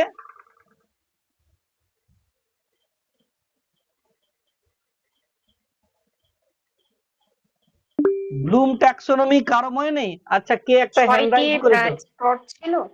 আচ্ছা, 6টি স্তর ছিল। তারপরে কি কি স্তরগুলোর নাম? হ্যাঁ, ওই স্মরণ করা, অনুধাবন করা, প্রয়োগ হুম করা, হুম আর ছিল বিশ্লেষণ করা, হুম মূল্যায়ন হুম করা, আর সম্ভবত সৃষ্টি করা, মানে এই আর একদম। কি। শুনতে পেয়েছো? হ্যাঁ স্যার। স্যার আমি বলবো? আচ্ছা বলো শুনি। স্যার এই ব্লুম ট্যাক্সোনমি যখন আবার চেঞ্জ করে করা হয়েছিল, তার নিচের পর্যায়ে কি ক্রিয়েটিং সৃষ্টি করা এসেছিল? দেখো, আমার যে ব্লুম যেটা ট্যাক্সোনমি চেঞ্জ আছে, হয়ে যেটা হয়েছিল। আমি সেই চেঞ্জের দিকে যাব না। আমার ফার্স্ট 6টা স্তর আমি বলেছিলাম যে 3টে আগে থেকেই আছে, রিমেম্বারিং, আন্ডারস্ট্যান্ডিং আর অ্যাপ্লাই করা কোনো কিছুকে। এর পরে বাড়বে আর 3টা, কোনো কিছুকে অ্যানালাইজ করা, ইভালুয়েট করা, ক্রিয়েট করা। এবারে এর পরবর্তীকালে যেগুলো যুক্ত হয়েছে তার মধ্যে একটা আছে অ্যানালাইসিস, সেখানে থেকে অ্যানালাইজ ছিল, ঠিক আছে। সিনথেসিস একটা অ্যাড হয়েছে, বুঝতে পারলে? হ্যাঁ স্যার। Total sir. 6টা স্তর। একদম প্রথমেরটা মনে করা, যেটাকে রিমেম্বারিং বলছি। তারপরটাকে বোঝা, অনুধাবন করা, আন্ডারস্ট্যান্ডিং বলছি। প্রয়োগ করা, যেটাকে আমরা অ্যাপ্লাই বলছি। অ্যানালাইজ, বিশ্লেষণ করা। তারপরে মূল্যায়ন করা, ইভালুয়েশন, সৃষ্টি করা, সেটাকে আমরা ক্রিয়েটিং বলছি। এটা মেজর কনসেপ্ট। তাহলে একদম উপরে কি আছে দেখতেই পাচ্ছি, উপর স্তরে অ্যানালাইজও আছে, ইভালুয়েটও আছে, ক্রিয়েটও আছে। তাহলে 3 নাম্বারটা সঠিক হয়ে যাবে আমার অটোমেটিক ভাবে। এই ব্লুম ট্যাক্সোনমি আমাদের আপার প্রাইমারি সিলেবাসে নামাঙ্কিত নেই, কিন্তু আমি পরে বলেছি তোমাদেরকে এটা করাবো। ব্লুম ট্যাক্সোনমি একটা ইম্পর্টেন্ট জায়গা, কোনো কোনো সময় বিভিন্ন পরীক্ষাতে পড়তে পারে। যদি আমাদের সময় হয় মাঝখানের দিকে আমরা এটা করে দেব। এরপরে আমরা আসছি 12 নাম্বার প্রশ্নে। বুঝতে পেরেছো? 12 নাম্বার প্রশ্নে আসছি। সক্রিয় চিন্তন স্তরের শিক্ষণের প্রাসঙ্গিক প্রশ্ন কোনটি হবে? বিড়াল ও ইঁদুরের মধ্যে অত্যাবশ্যক পার্থক্যগুলি ব্যাখ্যা করা। ইংরেজিতে কাম ক্রিয়ার অতীতকাল কি? আসামে ভৌগোলিক অবস্থা বর্ণনা করো। যদি ইলিশ মাছ জলের বাইরে অনেকক্ষণ বেঁচে থাকতো তাহলে তোমার ব্যাখ্যা কি হতো? আচ্ছা, ম্যাক্সিমাম বাচ্চারা উত্তর দিয়েছো ডি। তো একটু অনিন্দিতা, আনন্দ, রিম্পা, সবাই প্রত্যেকে উত্তর ডি দিয়েছো। একটু আচ্ছা অনিন্দিতার কাছে শুনে নেব, তোমার ডি উত্তর দেওয়ার পিছনে কারণ কি রয়েছে? স্যার আমার নাম কিন্তু অনিন্দিতা না, বনিন্দিতা। ও, তোমার নাম বনিন্দিতা? হ্যাঁ। সরি সরি সরি, আমি ভাবছি যে বি অনিন্দিতা, এরকম নামটা হয়তো বনিন্দিতা। হ্যাঁ, হতে পারে, নাম আর কিছু না, খুব সুন্দর নাম। এটা নিয়ে আমি সত্যি, আমি যতবারই বলেছি অনিন্দিতাই বলে দিয়েছি। হ্যাঁ স্যার, আমি আচ্ছা, বলছি সক্রিয় চিন্তন স্তরের শিখনের প্রাসঙ্গিক প্রশ্নটি হবে, এখানে আমি উত্তর দিয়েছি যদি ইলিশ মাছ জলের বাইরে অনেকক্ষণ বেঁচে থাকতো তাহলে তোমার ব্যাখ্যা কি হতো। কারণ অন্য যে 3টে অপশন আছে সেগুলোতে হচ্ছে সেগুলো আমরা মুখস্থ করে বলতে পারবো বা পড়ে পড়তে পারবো, কিন্তু এখানে আমাদের একটা সক্রিয় চিন্তা করে বলতে হবে। একদম একদম। যে জায়গার মধ্যে মনে রাখবে কোনো কিছুর ক্ষেত্রে তোমার মতামত দেওয়ার প্রসঙ্গ কথা বলা হচ্ছে, দুটো তিনটে জিনিস মনে রাখবে। আমি আমার যতগুলো কোচিং রয়েছে সব জায়গায় বাচ্চাদেরকে একটাই বলি, পড়াশুনোর তিনটে জিনিস ভাববে। একটা হচ্ছে হোয়াই, হাউ, আর হচ্ছে হু। এই যে তিনটা বিষয়কে জানতেই হবে। সব চাইতে বেশি গুরুত্ব দেবো এক হচ্ছে হোয়াই, দ্বিতীয় হচ্ছে হাউ। কোনো কিছুকে আমরা যদি এই দুই জিনিসে কিভাবে আর কেন এই জায়গা যদি আমরা জানতে পারি, তখন কিন্তু আমার চিন্তন শক্তি অনেক অ্যাক্টিভলি কাজ করবে। কোনো কিছু বিষয় সম্পর্কে যদি আমরা প্রশ্ন করি যে কেন হবে এটা, কেন ওটা নয়, তখনই আমার মাথায় কিন্তু একটা চিন্তন কাজ করছে, মানে সেটা সক্রিয় হতে হবে। আর কিভাবে, একটা প্রশ্ন বললাম যে শৈলক্ষেপ বৃষ্টিপাত কিভাবে হয়, এটা একটা প্রশ্ন। অথবা ইতিহাস থেকে একটা প্রশ্ন যদি এরকম করে ঘুরিয়ে করা হয় যে কেন হরপ্পা সভ্যতার পতন হয়েছিল, এগুলোতে তুমি কিন্তু এটা তোমার গভীর চিন্তন থাকতে হবে, সক্রিয় চিন্তন থাকতে হবে। তো অটোমেটিক এখানে যে অপশন গুলো দেওয়া আছে, বিড়াল ইঁদুরের মধ্যে পার্থক্য, ওই কামের অতীতকাল নির্ণয় করা, তারপরে আসামের ভৌগোলিক অবস্থা নির্ণয় করা বা বলা, এগুলো সেরকম ভাবে ওই মুখস্থ আর আন্ডারস্ট্যান্ডিং ছাড়া খুব একটা কিছু নেই। মানে এখানে আমার যে রিফ্লেক্টিভ লেভেল যে টিচিং, সেই বিষয়টা কিন্তু আসছে না। আমি বলেছিলাম যে এই ব্লুম ট্যাক্সোনমির সঙ্গে গুরুত্বপূর্ণ জিনিস কিন্তু টিচিং এর ব্যাপারটা, একটা রিমেম্বারিং, একটা আন্ডারস্ট্যান্ডিং, একটা রিফ্লেক্টিভ। তো রিফ্লেক্টিভ মানে যেখানে বাচ্চা গভীরভাবে চিন্তা করবে। তাহলে অবশ্যই ইলিশ মাছ জলের বাইরে অনেকক্ষণ বেঁচে থাকবে কি থাকবে না, যদি না থাকে কেন থাকবে না, আর থাকলে কিভাবে থাকবে, এই রকম ভাবে যখনই আমি প্রশ্নগুলোকে দেখছি, অটোমেটিক আমার মধ্যে সক্রিয় চিন্তন অ্যাক্টিভলি কাজ করছে। আশা রাখছি বুঝতে পেরেছি। এরপরে আমরা আসব 13 নাম্বার প্রশ্ন। এটা আমাদের পড়ার মধ্যে পড়েছে, তাই তো? স্কিমা, আত্তীকরণ, সহযোজন, সাম্যাবস্থা। মিলানা দিয়েছে নতুন তথ্যকে অন্তর্ভুক্ত করার জন্য বিদ্যমান মানসিক কাঠামোর প্রাসঙ্গিক পরিমার্জন, চিন্তার একটি সংগঠন, অভিযোজন ও সংগতি বিধানের মধ্যে জ্ঞানমূলক ভারসাম্য, আর বিদ্যমান মানসিক কাঠামোয় নতুন তথ্যের সংস্থাপনা বা স্থাপনা। কোনটার সঙ্গে কার ম্যাচ হবে? দাঁড়া, উল্টি গেল। হ্যাঁ,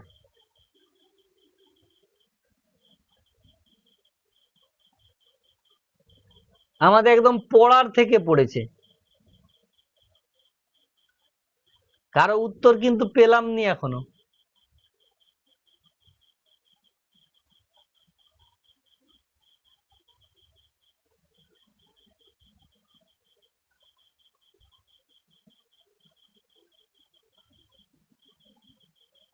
আনন্দের উত্তর সি পেয়েছি। আচ্ছা, দেখো এইটা অবশ্যই পারার কথা, আমাদের পুরো একদম পড়ানো থেকে পড়েছে। পূজার উত্তর সি পেয়েছি, উর্মির উত্তর সি পেয়েছি, রিম্পার উত্তর সি পেয়েছি, সুমনা ঘোষ তার উত্তর পেয়েছি সি।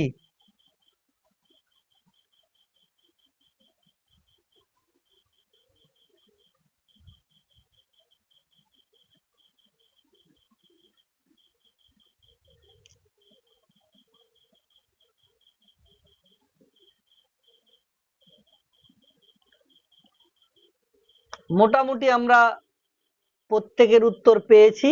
একটু সুমনার কাছে জানতে চাইবো যে উত্তরটা সি বলছো, একটু ডিসকাস করে দাও, বাকিরাও শুনে নাও।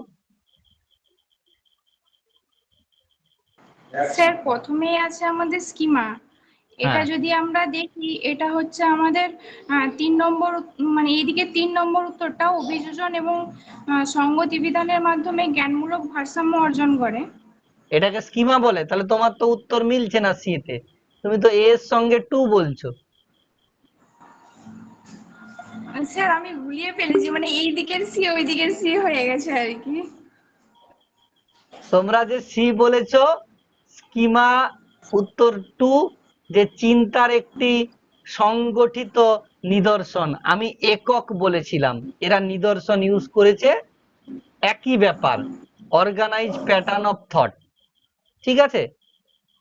আর বিতে হচ্ছে আত্মীকরণ এবং সংযোজন আছে, বি আর সি। দেখো, যেটা আত্মীকরণ সেটা হচ্ছে বিদ্যমান স্কিমা ছিল তাকে নতুন তথ্যের সঙ্গে স্থাপন করা, আর সহযোজন মানে হচ্ছে নতুন তথ্যের সঙ্গে অন্তর্ভুক্তি করার জন্য তোমার যেটা ছিল সেটাকে পরিবর্তন করা।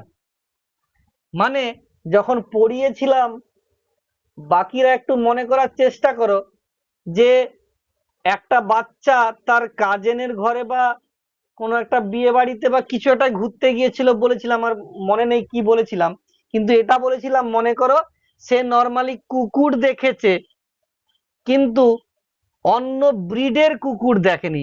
আমি বলেছিলাম পিট বুলের কথা বা জার্মান শেফার্ডের কথা, এরকম নামগুলো বলেছিলাম।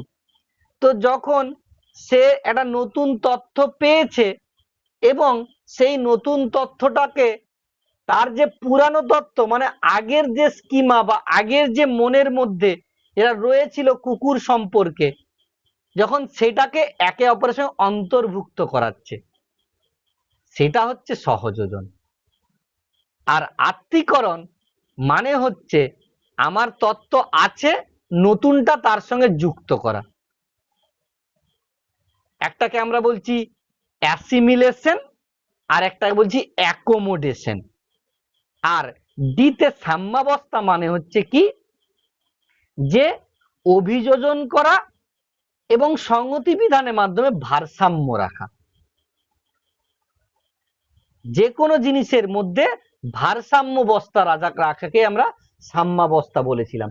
মনে করো প্যাঙ্গোলিনের গল্পটা বলেছিলাম, যে নদীর চরে একটা প্যাঙ্গোলিন উঠেছে, একটা বাচ্চা প্যাঙ্গোলিন কখনো দেখেনি, যখনই সে প্যাঙ্গোলিনটাকে দেখলো তার মধ্যে একটা কি ডিসইকুইলিব্রিয়াম তৈরি হলো, অর্থাৎ ভারসাম্যহীনতা সৃষ্টি হলো।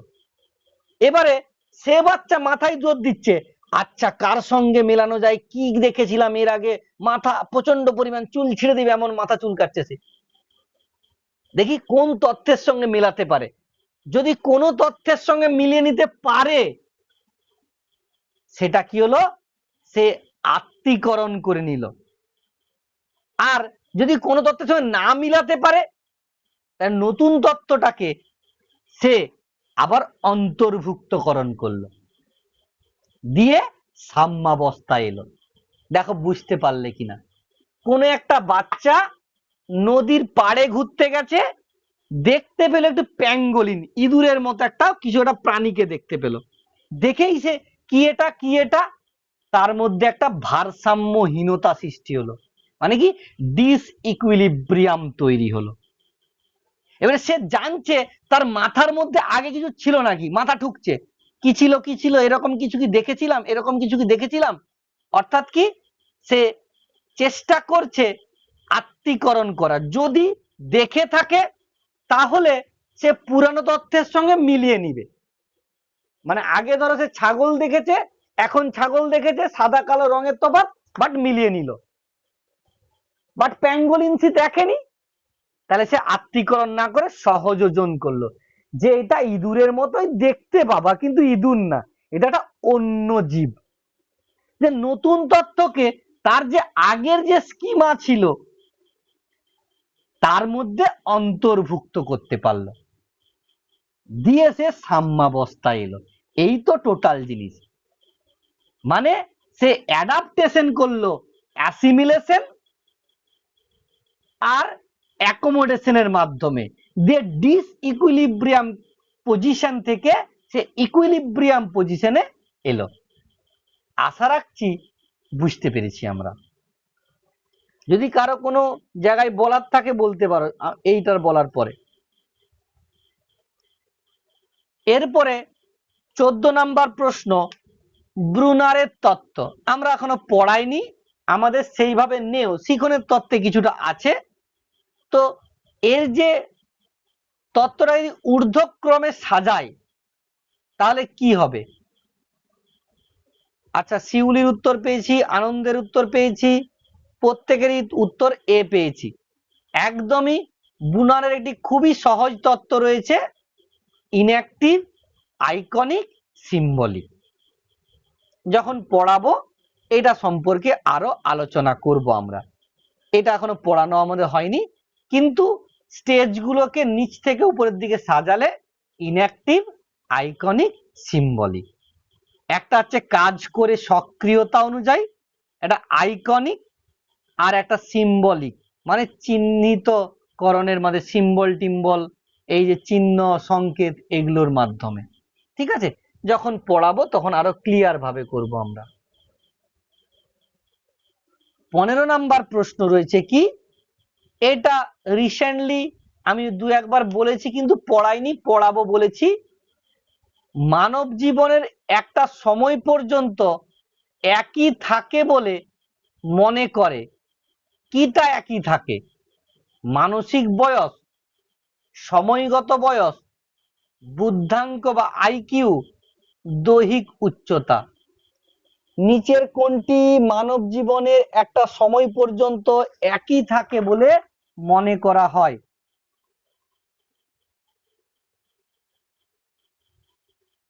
আচ্ছা, দৈহিক উচ্চতা একই থাকবে? আমার তো জানা নেই বাবা। আচ্ছা, বনিন্দিতা এ বলেছে মানসিক বয়স, পূজা পাল এ বলছে, খুশি বলছে বি, শিউলি বলছে বি।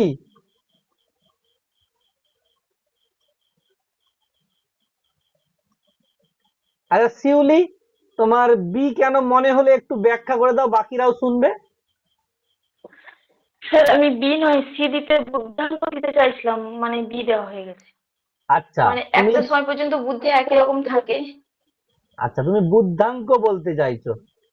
আচ্ছা, রিম্পাও হ্যাঁ, বলছে সি বলতে বুদ্ধাঙ্ক। চাইছিলাম, বি বলা হয়। আচ্ছা আচ্ছা।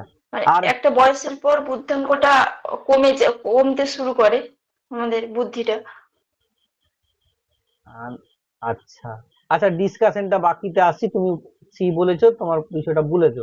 আচ্ছা, পূজা পাল আর বনিন্দিতা যে কোনো একজন একটু বলো তো তোমরা এ কেন বললে?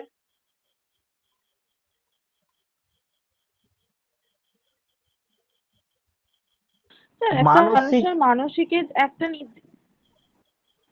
বলো। মানসিক বয়স যেটা, সেটা একটা নির্দিষ্ট সময় পর্যন্ত একই থাকে, সেটা তো কোনো পরিবর্তন হয় না। মানে একটা, মানে এখানে আমি প্রশ্নটা বুঝতে পারিনি স্যার, মানে কার সাথে এক বলেছে এখানে?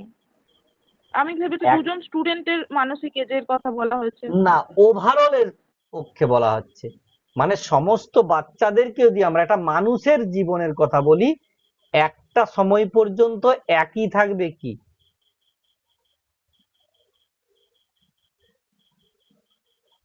অবশ্যই যারা, না যারা সি উত্তর দিয়েছো অবশ্যই এটাতে আমরা যাব, কারণ বুদ্ধাঙ্ক, হ্যাঁ যেটাকে আমরা আইকিউ বলি, এটা প্রত্যেকটা মানুষের একটা নির্দিষ্ট সময় পর্যন্ত একই থাকবে মানব জীবনে। বুদ্ধাঙ্ক যখন পড়াবো এখানে দুটো বিষয় থাকে, একটা বাচ্চার বয়স কত, এবং ওই বয়সের বাচ্চাদেরকে বিভিন্ন প্রশ্ন করা হবে, সেই প্রশ্ন অনুযায়ী তার মানসিক বয়স নির্ণয় করা হবে।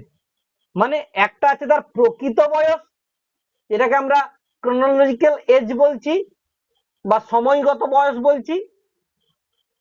ধরো আমার ক্রোনোলজিক্যাল বয়স আমি ধরলাম 27, আমাকে 27 বছর বয়সের প্রশ্ন করা হলো, সেই প্রশ্নের আমি কতগুলো উত্তর দিতে পারলাম, সে অনুযায়ী আমার মানসিক বয়স নির্ধারণ করা হলো। এই দুটোর অনুপাতটাই হচ্ছে বুদ্ধাঙ্ক, যেটা একটা নির্দিষ্ট সময় পর্যন্ত প্রায় একই থাকে। বোঝাতে পারলাম? এরপরে আসছি কম্পিউটার সাক্ষরতা প্রসঙ্গে বা কম্পিউটার সাক্ষরতার প্রশিক্ষণের সঙ্গে যুক্ত শিখন কোনটি? এক সংযোগ, বি ধারণা, সি পদ্ধতিগত, ডি তথ্যগত। আনন্দ বলছে ডি তথ্যগত, খুশি রিম্পা বলছে সি পদ্ধতিগত, পূজা বলছে সি।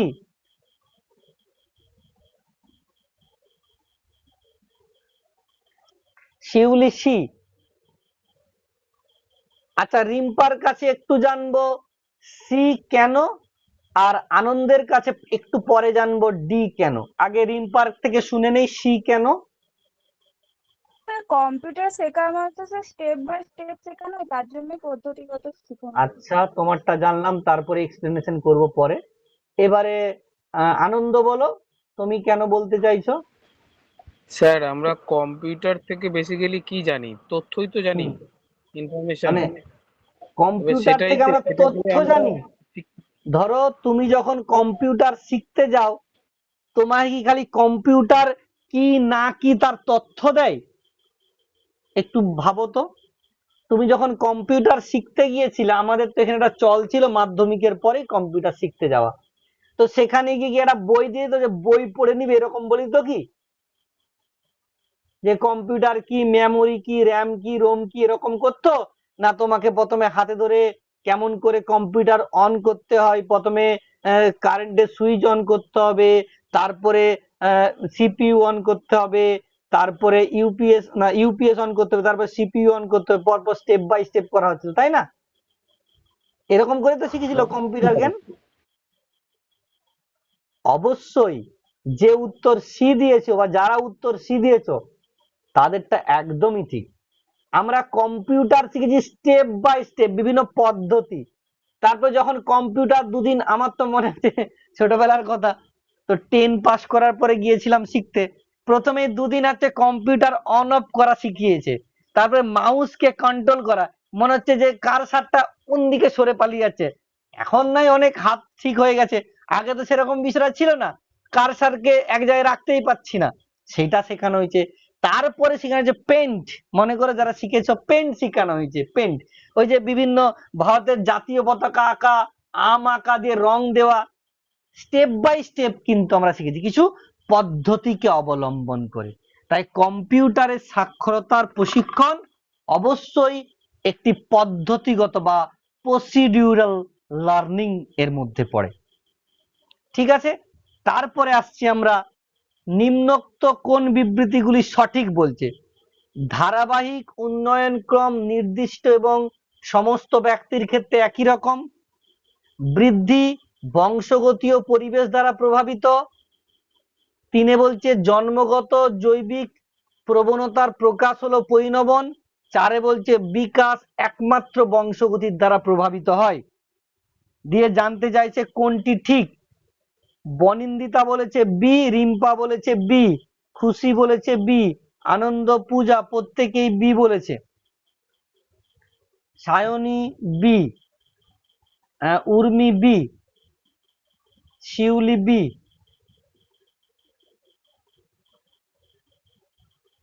বাকিদের কোনো উত্তর পাচ্ছি না, এই কয়েকজন বাচ্চারাই উত্তর দিচ্ছে, প্রায় তোমরা 23-24 জনের উপরে রয়েছো।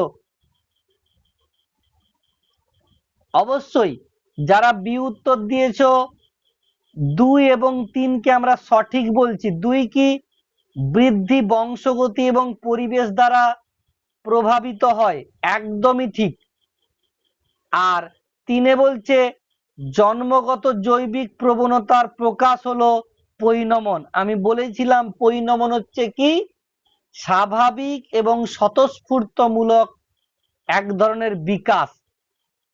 একটা শিশু জন্মের পর মাতৃদুগ্ধ পান করবে, পরিণমনের পরিচয়।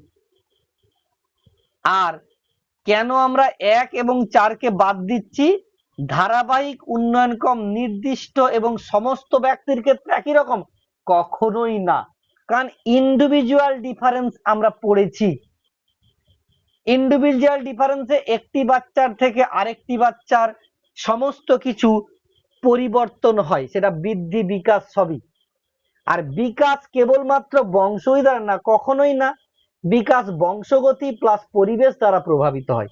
তাহলে একদম সোজা প্রশ্ন, আমাদের পড়ার সঙ্গেই সম্পর্কিত, আমাদের পড়া হয়ে গেছে জায়গাটা। এরপরে আসছি 18 নম্বর প্রশ্ন। ক্লাসে নির্ধারিত সময়ের মধ্যে শিক্ষার্থীরা কাজ শেষ না করতে পারায় বিরতির কিছু সময় কেটে কাজের সময় বাড়ানো হলো, এটি কিসের উদাহরণ? মানে সহজ ভাষায় বলে দিচ্ছি, তোমাদেরকে ক্লাসে কাজ দেওয়া হয়েছিল, কাজটা করতে পারোনি, তোমাদের টিফিন চলে এসছে, আমি বললাম 10 মিনিট টিফিন বন্ধ।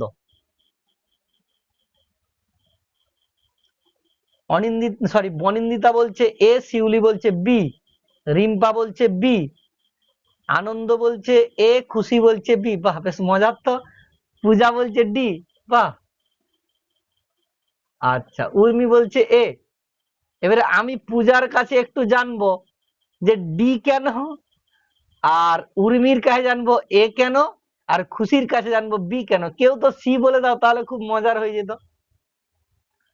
আচ্ছা, প্রথমে ইতিবাচক কারণ হচ্ছে মানে ক্লাসে একটা কাজ দেওয়া হয়েছিল, সেটা শেষ করতে পারেনি, এই জন্য ওদের তো কোনো নিশ্চয়ই শাস্তি দেওয়া উচিত না, আবার কাজটা মাঝখান থেকে ছেড়ে দেওয়া উচিত হতো না, এই জন্য এটা ইতিবাচক। এটা নেতিবাচক না, ইতিবাচক আমার মনে হলো। আচ্ছা, খুশি বলো। স্যার আমার মনে হচ্ছে এটা একটা একজন একজন একজন একজন কে বলছো বলো? স্যার পূজা। হ্যাঁ বলো। হ্যাঁ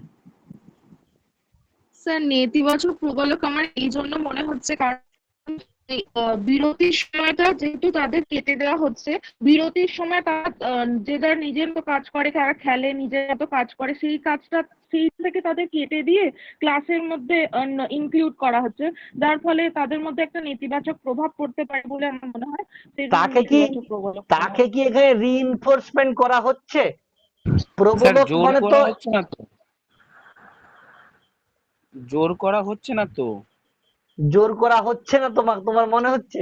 আমার নির্ধারিত খাওয়ার সময় জোর করা হচ্ছে তো, মানে টিফিন টাইমে তাদেরকে আবার কাজ দেওয়া হচ্ছে, মানে নেতিবাচক আবার শাস্তি, এটা রিইনফোর্সমেন্ট হচ্ছে না, পানিশমেন্ট মনে হচ্ছে। অবশ্যই তাদের টিফিনে তারা নিজের মতো করে টাইম কাটাবে, কিন্তু তাদেরকে বলা হচ্ছে টিফিন টাইমে পড়ো তোমরা। একদম, যারা বলছো যে এইটি নেগেটিভ পানিশমেন্ট, তারা একদম ঠিক বলছো, কারণ এটা একদম তো শাস্তি।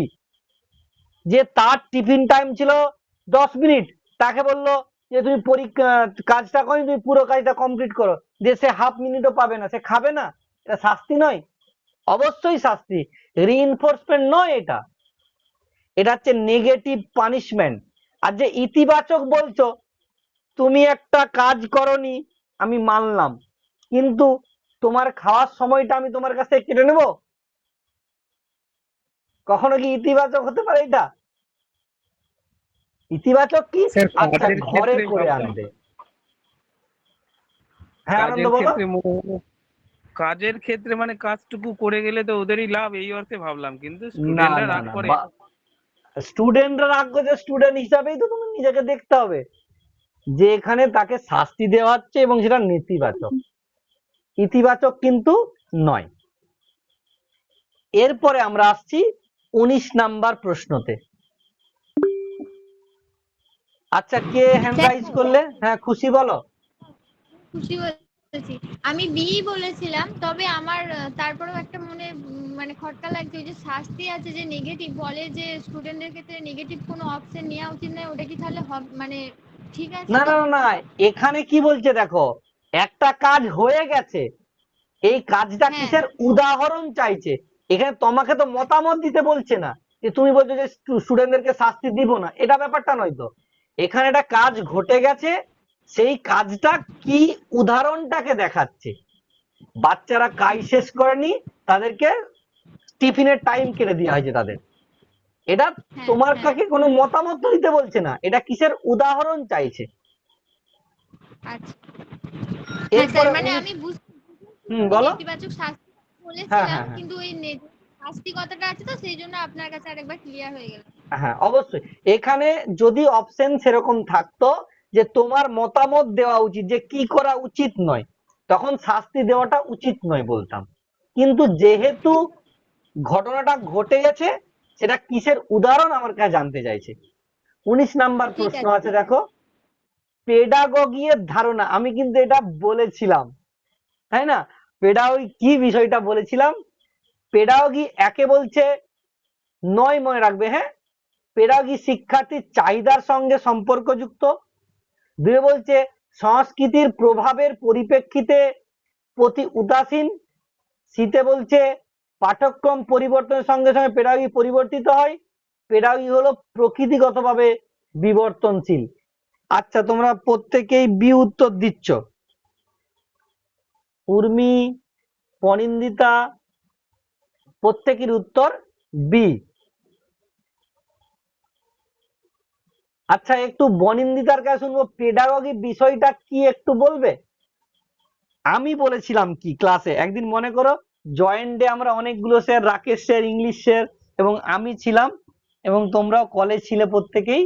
তো পেডাগগি কি, আমি কি ডেফিনেশনটা দিয়েছিলাম কি?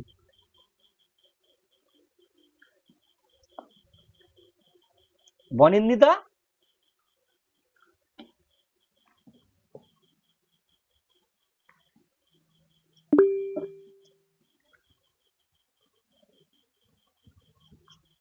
আচ্ছা সায়নী বলো, শিউলির কাছে পরে আসছি। সায়নী, পেডাগগি কি আমি ডেফিনেশন দিয়েছিলাম? স্যার আপনি কি ডেফিনেশন দিয়েছেন আমি মানে জানি না, সে ক্লাসে ছিলাম নাকি, বাট আমার মনে নেই।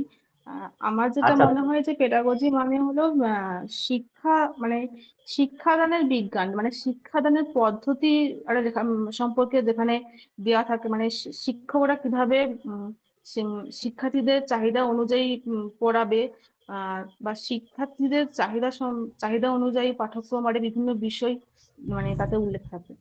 আচ্ছা, এবারে শিউলি কি বলবে শুনি।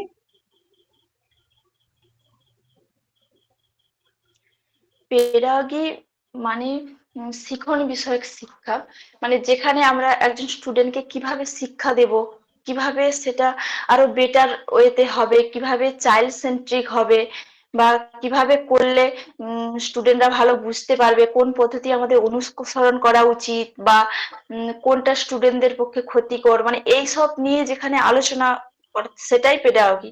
মূলত কথা যেটা স্টুডেন্টের ভালো হবে, কোন দিকটা করলে লার্নিং সঠিক পথে ভালোভাবে বাধা না পেয়ে এগিয়ে যাবে, এটাই একদম পেডাগগি।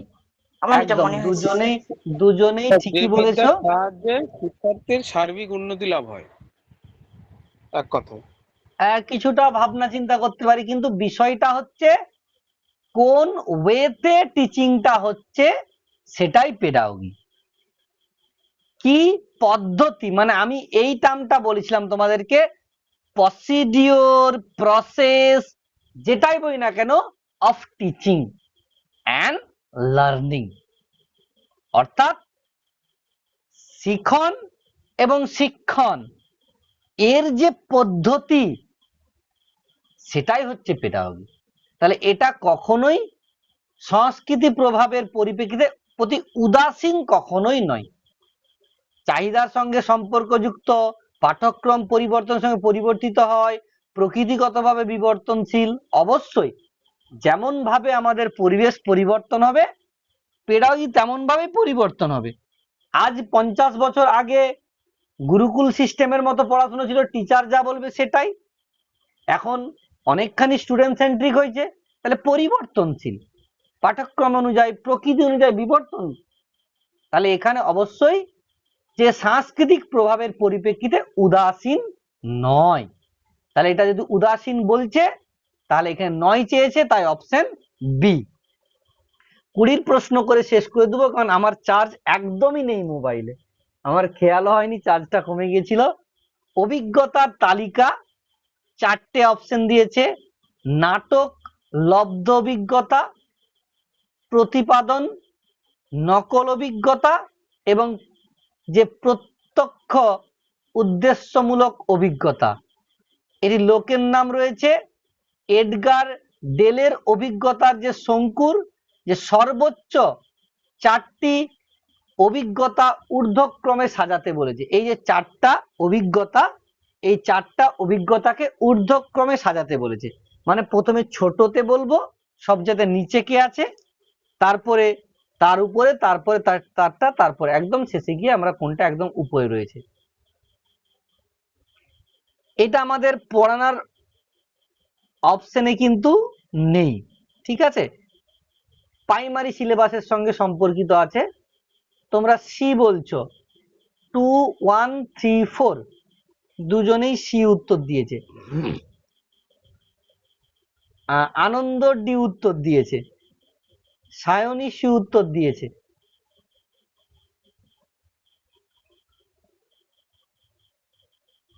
একদমই আমি আনন্দর উত্তরটাকে সঙ্গে নিয়ে চলবো। প্রথমে প্রত্যক্ষ করবে সে, প্রত্যক্ষ উদ্দেশ্যমূলক অভিজ্ঞতা, এটা সবচাইতে নিচে থাকবে। তারপর হচ্ছে নকল করার যে অভিজ্ঞতা, তারপরে থাকবে নাটক লব্ধ অভিজ্ঞতা, তারপরে থাকবে একদম উপরে থাকবে হচ্ছে যে প্রতিপাদন। এটা এডগার ডেলের যে অভিজ্ঞতার শঙ্কু ছিল সেটা সাজানো। Option D. আজকে এই 20টাই থাকছে আমাদের, এর পরের দিন তোমাদের শেষ করব বাকি 10টা। তোমরা ক্লাসে একদম ডট 7টার সময় জয়েন করে যাবে, কেমন? এই শেষ করে আমরা আইকিউ ধরবো। আমি বলেইছিলাম আইকিউ আমরা ধরবো, আইকিউ আর ইকিউ। একদম ডট 7টায় জয়েন করবে। অনেকে 7টা 10, 15 বাজিয়ে দিচ্ছ। আজকে একদমই আমার মোবাইলের চার্জ নেই। হ্যাঁ বলো।